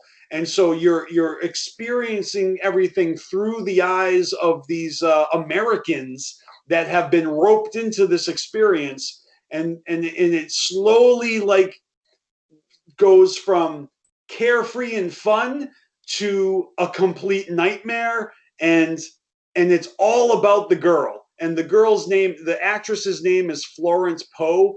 And she's awesome. She's brilliant in the movie. She's a new actress. I can't wait to see her in the new, what's Scarlett Johansson's character's name in the Marvel universe? It's Black Romanoff. Yeah, Black Widow. So that Black Widow movie that's coming out, Florence Poe is going to be in it, and I can't wait to see her as a superhero or maybe a supervillain. Who knows what role she's playing? Maybe they're going to have a falling out. I mean, it's going to be a girl fight. But Midsommar, I eat it up. I'm Norwegian. All four of my grandparents were born in Norway, and so the Scandinavian just heritage and the pageantry of selecting a May Queen. It's all about basically choosing their queen for the next 9 years or whatever. It's like a waking nightmare. It's so brilliantly written. It's basically like a breakup movie, but told through the lens of a fish out of water, with all this pagan cult-like behavior, and it's just super creepy. And the way that there is a very subtle CGI used to put, like, because they take psychedelics in the movie, so there's some trippy stuff going on, and yeah, it gets crazy. It's a real fun trip. Midsommar. I still need to see that. So yeah. So I'm gonna just jump right on into this one. I hope you know this one, and I know you probably do. Equilibrium with Christian Bale. This directed by Kurt Wimmer. This movie came out in 2002.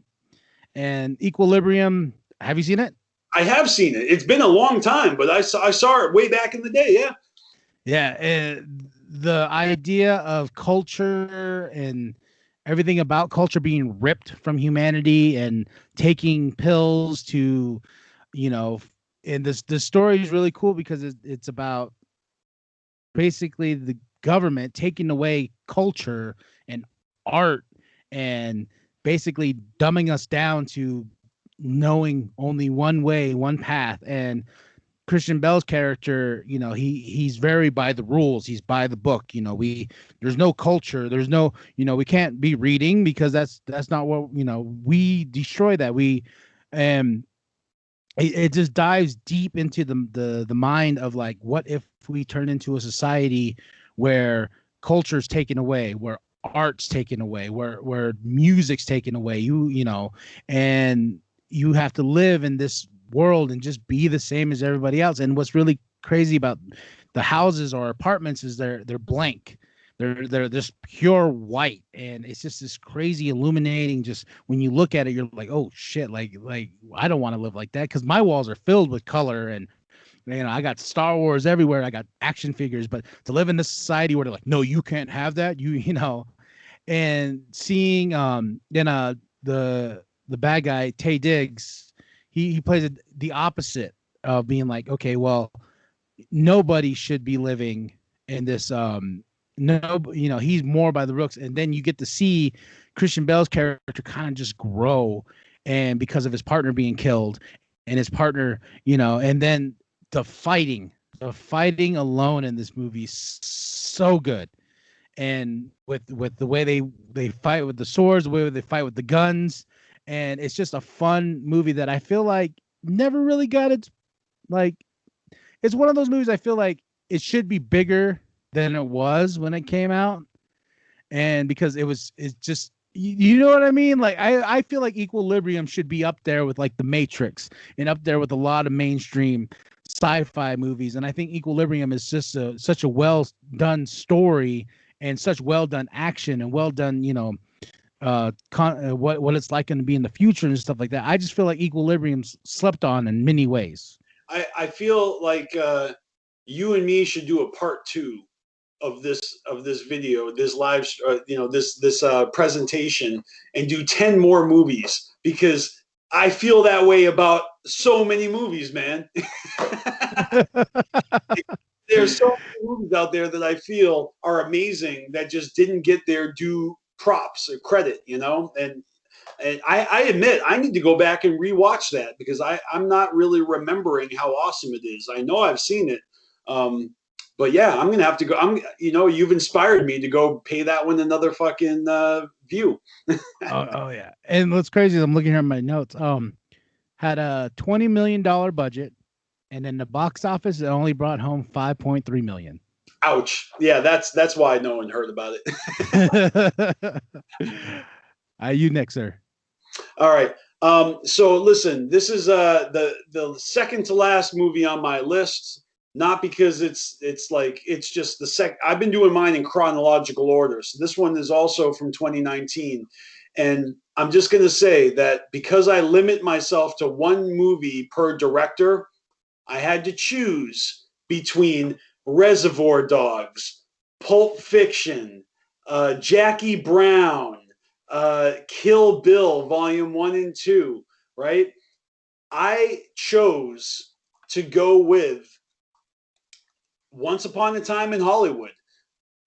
Once Upon a Time in Hollywood is Quentin Tarantino's magnum opus as a director. He did such a good job with this movie, and the material and the actors, everybody involved. It's 5 stars across the board. I'll tell you this. The lead actors are the biggest fucking actors today. You got Leonardo DiCaprio, and you got Brad Pitt, and you got Margot Robbie, and they're depicting a time period. It's like a time period that is gone down in history because the Manson family, right? Charlie Manson and the family, they on some fuck shit went and murdered the actress, the up-and-coming actress, Sharon Tate. Margot Robbie plays Sharon Tate in this movie. And this movie isn't even about her. It's about her neighbor. And her neighbor, Leonardo DiCaprio, is an actor who is kind of like in his later years, and he used to be big on TV playing cowboy roles, and now he's kind of like having a hard time finding his place in the new Hollywood, because all of a sudden there's like hotter, newer movies and actors, and Roman Polanski just happens to be his neighbor, who has the #1 movie out in right at that moment, which is Rosemary's Baby. And so he's all excited because he's like, can you believe that? My neighbor who just moved in is Roman Polanski. And Brad Pitt plays his bodyguard, his and not his bodyguard, his stunt double, pardon me. But lately he's really just his chauffeur. He's his right-hand man. He helps him out. He fixes his cable, his telephone, not his TV, antenna, and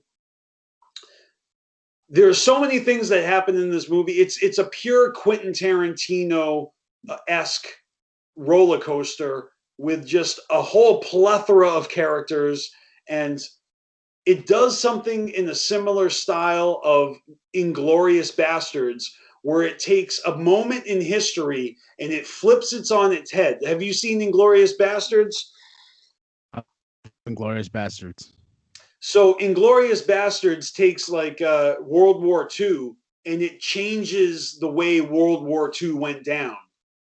This movie takes the Manson murders, and it kind of changes the way it goes down. So it's like it makes you think that it's heading towards, you think you know what's going to happen, but then Quentin Tarantino says like, no, what if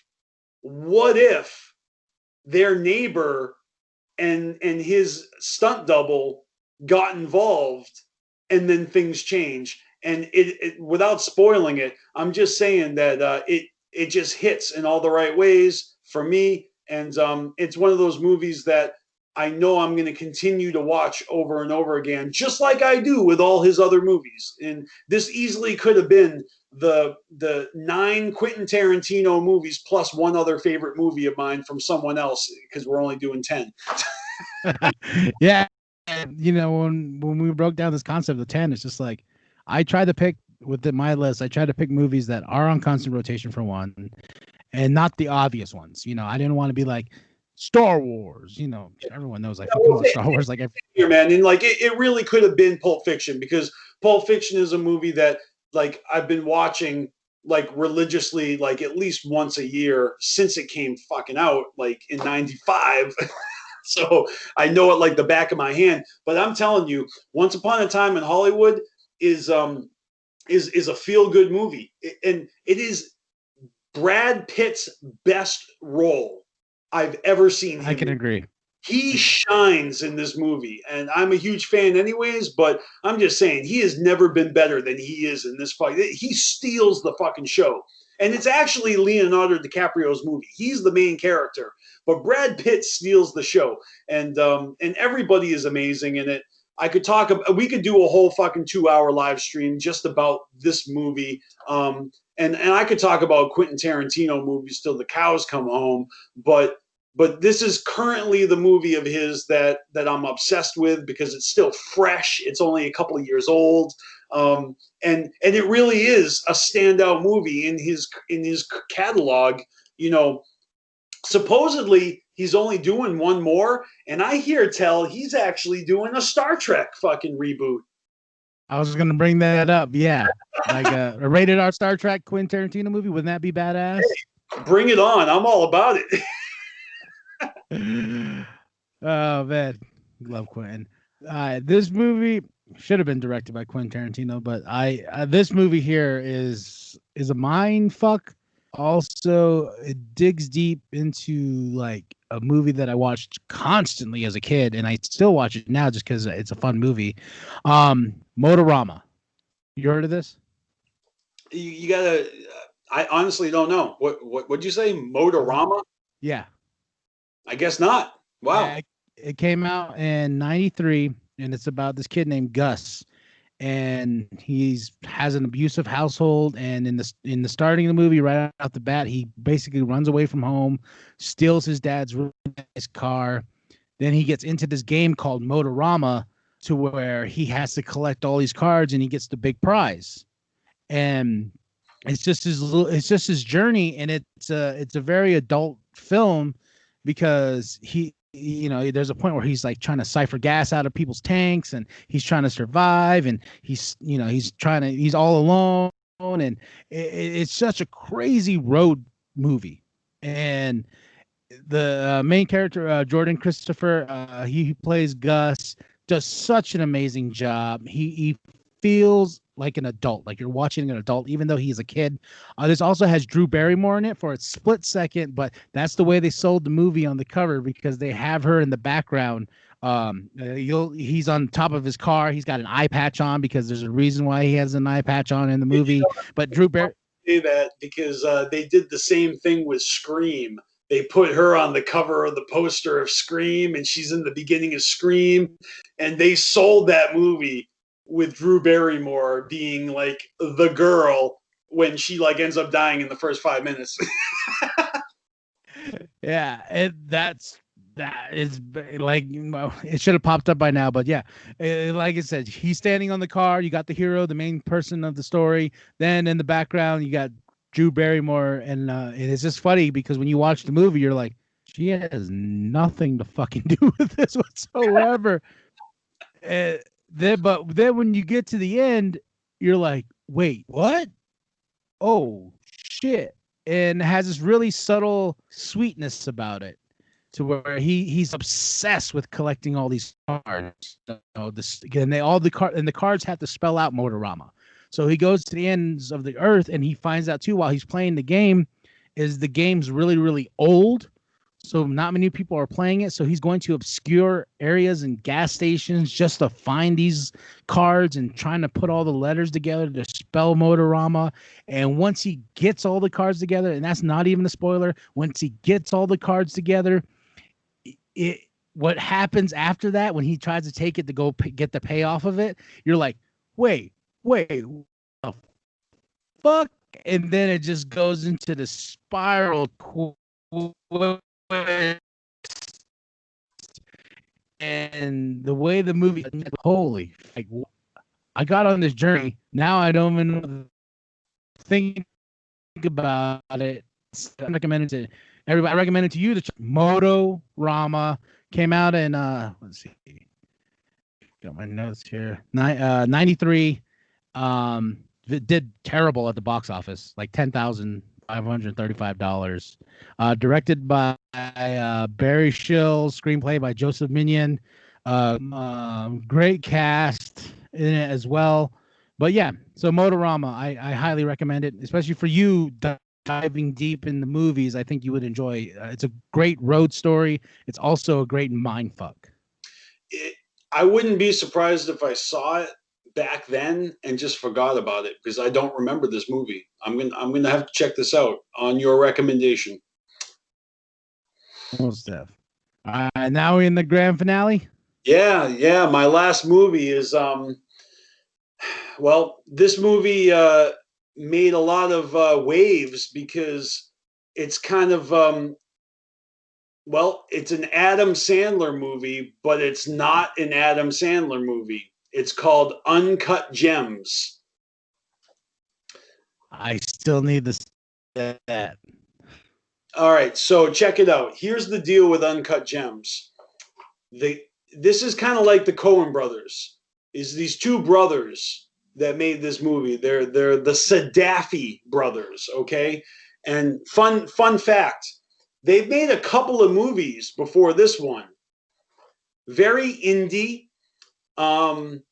And you can tell it's them because they have a style about their movie. It's very raw, and the soundtrack is very like spacey, I would say. And the first two movies, or the two movies they made before this, actually has Necro, the rapper, acting in them. Okay. I don't know if you know this, but Necro is an actor, and he's been in a few movies, and he's been in two of the Sadafi brother movies. The one they made right before this is called Good Times, and it stars Robert Pattinson. You know Robert Pattinson from Harry Batman. Potter, Batman. Yeah, we haven't seen Batman yet. But, Yeah. listen, I was never a fan of Robert Pattinson until I saw Good Time. And I was like, holy shit, this guy can act. And these guys can write and direct.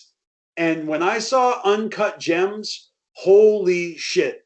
Now, maybe this movie isn't for everybody, but let me try to explain this to you. Adam Sandler is playing a Jew.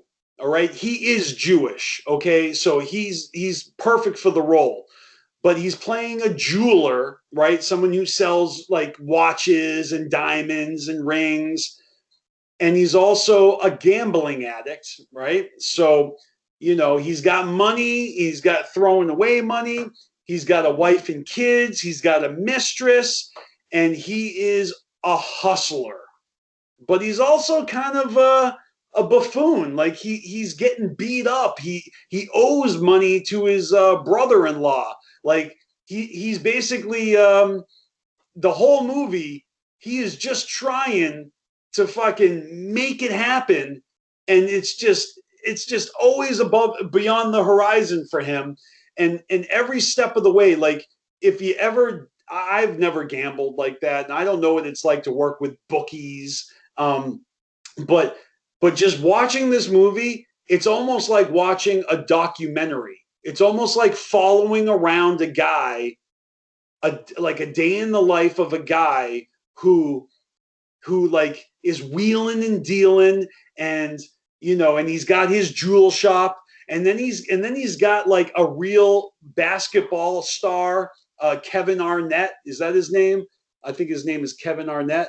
Let me just look at this real quick. Well, anyways, he's a Celtics player, and you know, and he's a basketball player, and he sees this jewel that's like from Ethiopia, that's like extremely rare and really expensive, and you know, Adam Sandler's character, like, you know, found a way to get it, maybe through some, you know, networking, or you know, and he plans on auctioning off this jewel, and this is like his big payday, you know.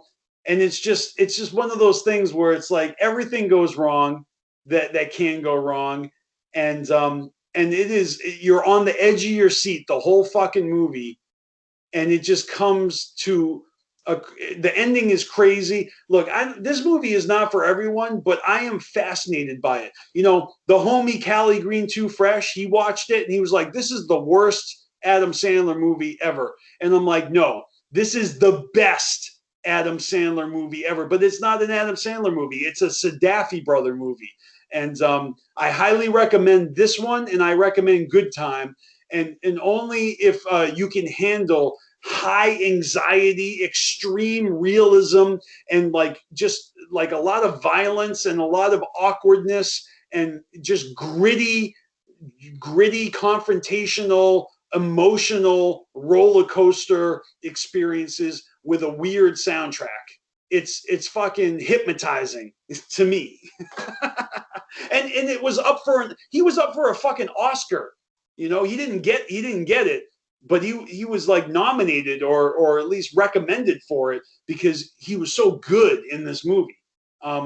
He really was. Like, Adam Sandler can act. He really can. Oh yeah. It's not all fucking Little Nicky and Waterboy. Well, you know, if you go down this track list, like Funny People, great movie. This is different. It's different than Funny People. In Funny People, he plays like all bummed out, like I got cancer. But in this one, I don't know. He is on one. He is on one in this movie. Is it one of those levels of, but another level above it, like in Punch Drunk Love?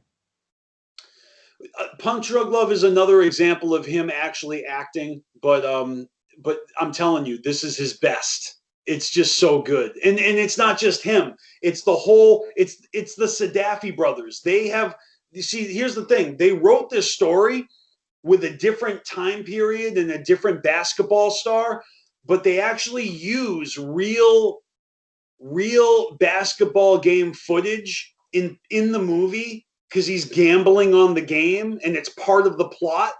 And because they couldn't get it made like with that actor, like I think they actually wanted who's the basketball player who died in the helicopter last year? Kobe. I think they originally wanted Kobe Bryant in the movie, but then they couldn't get him. So the basketball games that they had written the movie with, they had to scratch him and find different games that had the right point spread for the gambling aspect of the movie. And they're like, okay, this game works in the time frame, and we can get Kevin Arnett, and so we'll get him to be the actor. Like they had to shuffle and rewrite everything to get it just right because it really does coincide with real events in the time. Like it's fucking brilliant. All right, sold. Yeah, dude, it's a roller coaster, man. And I just love Adam Sandler, but these Sadafi brothers, man, you got to watch Good Time as well. I mean, Robert Pattinson is now like one of my favorite actors. And before that movie, I was like, fuck that dude. Fuck Twilight. I don't give a shit about him. And but now, in this, I see him in The Lighthouse and with Willem Dafoe, and I'm like, dude, Robert Pattinson, you are the man. Now you're Batman? Hell yeah. I'm on board.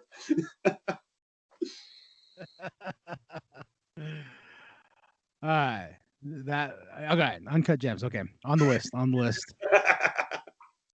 All right. So mine also deals with brothers, directors.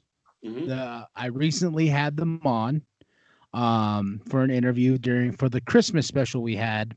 They're the Nelms brothers, and they directed one of my like absolute jumped in one of my favorite films. I'm talking about The Fatman, starring Mel Gibson as Santa Claus. And just such a good take on, because we all seen the Santa Claus movies, and and I like the aspect of this movie because it definitely takes you into a different realm of Santa Claus and the way he has to deal with the government.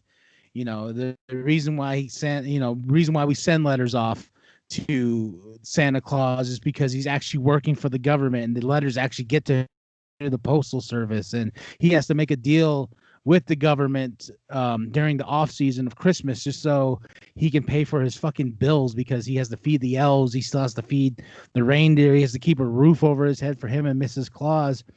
And you get this one kid who's played by Chance Hurstfield, Billy, who is just a pure little shit, and he gets a piece of coal for Christmas. And he gets so mad. And this kid is so sadistic and twisted. He hires Walton Goggins' character, Jonathan Miller, who's been hunting us all of his life. And he's been collecting items that people gotten from Santa Claus. And this kid hires him because he's his one go-to hitman. And he gets this hitman to like here's just a great scene. It's not spoiling anything. Billy, he gets second place in this science fair to this one chick, and he gets so mad he calls his hitman.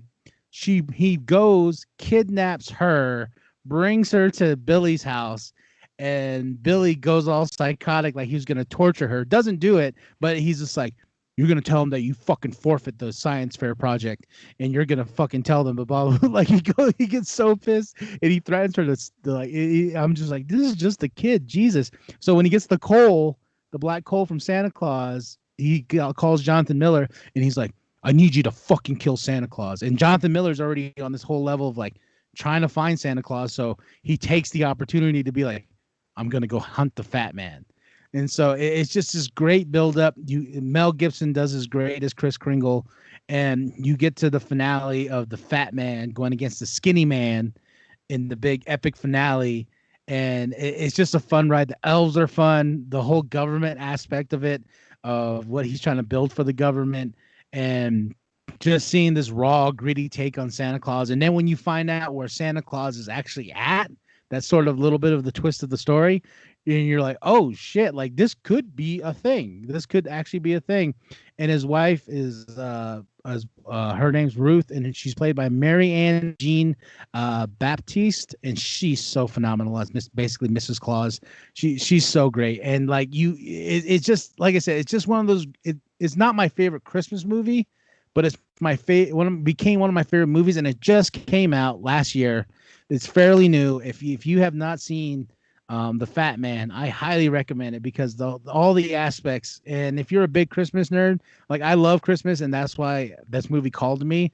And when you just watch the trailer alone, just watch the trailer, and that title is like The Fatman. You're like, and just like Billy's character in the trailer, he goes, "I'm gonna get you, fat man," and then it's just such a great fucking movie. I recommend it to everybody.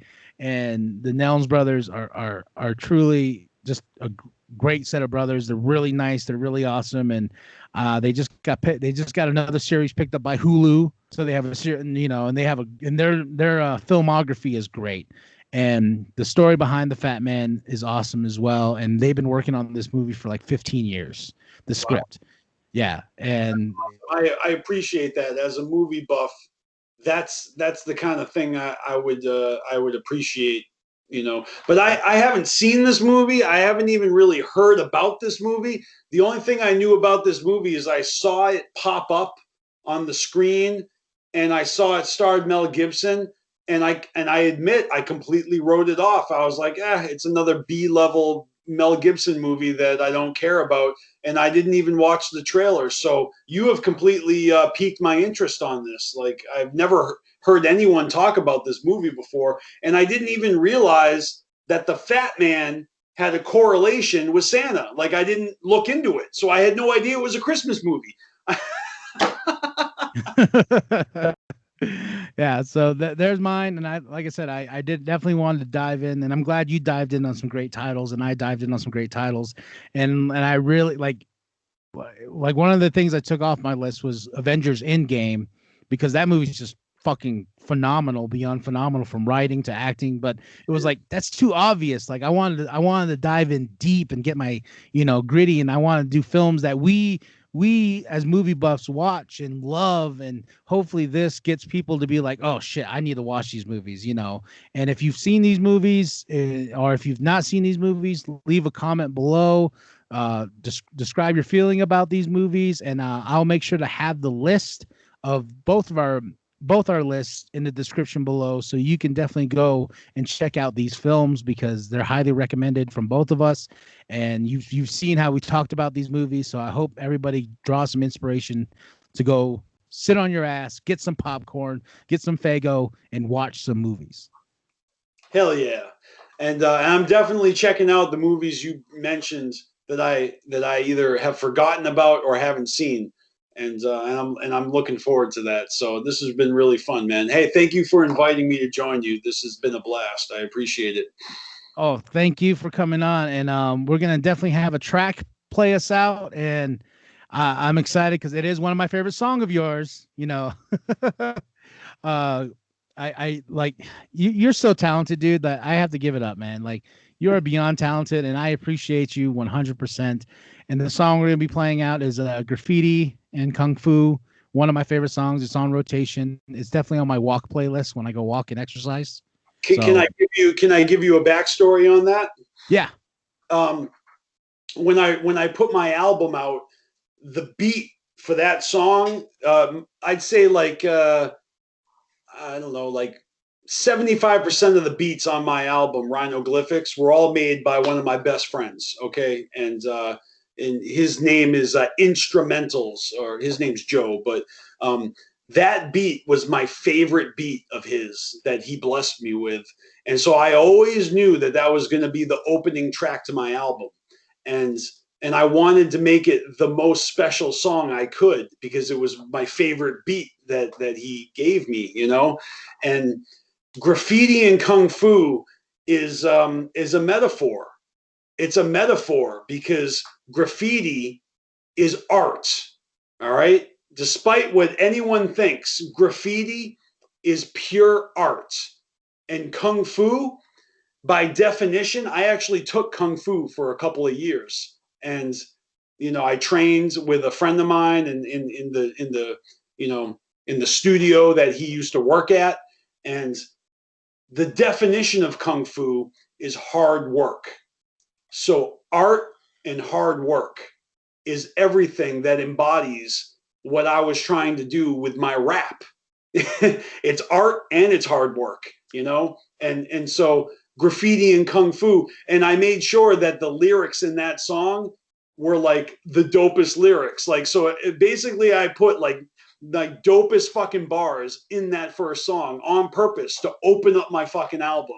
So I'm glad that you fucking love that song, because I put like my most fucking best fucking lyrical ability, like all my best fucking like punchlines, and I just work so hard on that, and that is my art.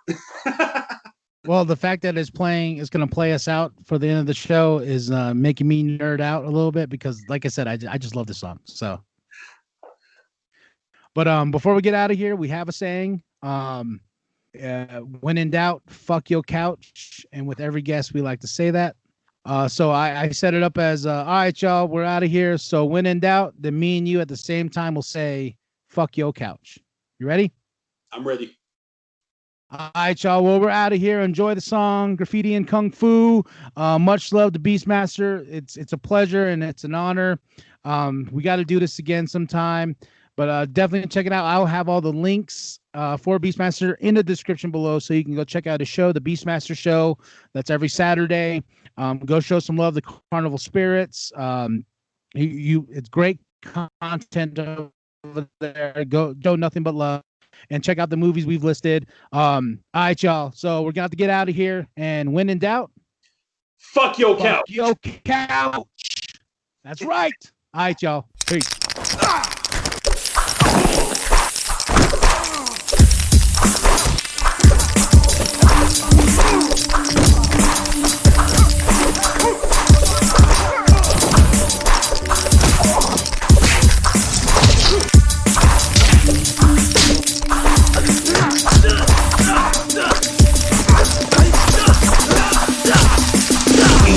Wisdom of igloos on the moon, rhinoglyphics, graffiti, and kung fu, as it was written on the walls of Xanadu. God only knows what this world is coming to. Zombie death wish, brains for breakfast, alien or man-sized praying mantis. Kismet influenced by voodoo, nothing to do except graffiti and kung fu. Built into our psyches over the centuries, symphony of inner circle exclusivity. Lost lineage of strict contingencies, trying to find the progress in catastrophe. Machines rule the streets and life is cheap, and currency is old world credibility. All caught up in cultural mythology and gung-ho against modern cosmology. You have to conform, you didn't ask to be born, and you don't have to listen, no one's twisting your arm. Don't stick your nose where it doesn't belong. The charade goes on, let him wag the dog. The path is like a twine ladder bridge, the only way to cross a bottomless abyss, and it's worth the risk following your bliss. But just one wrong step and you're falling in. Ancient wisdom of igloos on the moon, rhinoglyphics, graffiti, and kung fu, as it was written on the walls of Xanadu. God only knows what this world is coming to. All in your mind like off-screen violence, the cream of King Solomon's nail pilots. Kismet influenced by voodoo, nothing to do except graffiti and kung fu. I always been a lightning rod for controversy ever since I crawled out of the pet cemetery. I wrote my manifesto in a moleskine, unpublished on the threshold of infamy. According to the ancient Norse lore, like the powers of Thor passed down from the fjords. Clash the titans, spirit of Triton, curse the Lycan, bloodthirst like a Viking. Powerful cooperative catalyst strategy. energy, microscopically channeling with viscosity, like the spawn of Jupiter, mighty Hercules, sicker than aristocratic delinquencies. Usually you're beating a dead horse, in rare form a day late and half a buck short, eating crumbs in the forest on the hunt for the source, in touch with the force and a star in the north. With ancient wisdom of igloos on the moon, rhinoglyphics, graffiti and kung fu, as it was written on the walls of Xanadu. God only knows what this world is coming to. Zombie death wish, brains for breakfast, alien or man-sized praying mantis, kismet influenced by voodoo, nothing to do except graffiti and kung fu. Here on earth we're all cursed upon entry, plutonymy will be a fate and destiny, foremost authority and tiny hypocrisies, smoke screens and subliminal jealousies, tap dance nova laser beams, still a quantum leap from reaching our dreams. I've been delirious, it hadn't dawned on me, a symbiotic seesaw connectivity. From conception, 9 months you shed the womb, but when you're dead, your soul sheds the body too. Why the youth is out looking for truth, while the troops take a tooth for a tooth and leave the earth in ruins. I've forgiven everyone who's trespassed against me, it's either that or end up like Ted Kaczynski. Send me off in a blaze of glory, my Viking funeral, let them tell my story. Ancient wisdom of igloos on the moon, rhinoglyphics, graffiti and kung fu, as it was written on the walls of Xanadu. God only knows what this world is coming to. All in your mind like off-screen violence, the cream of King Solomon's nail pilots, kismet influenced by voodoo, nothing to do except graffiti and kung fu. Ancient wisdom of igloos on the moon, rhinoglyphics, graffiti and kung fu, as it was written on the walls of Xanadu. God only knows what this world is coming to. Zombie death wish, brains for breakfast, alien or man-sized praying mantis, kismet influenced by voodoo, nothing to do except graffiti and kung fu.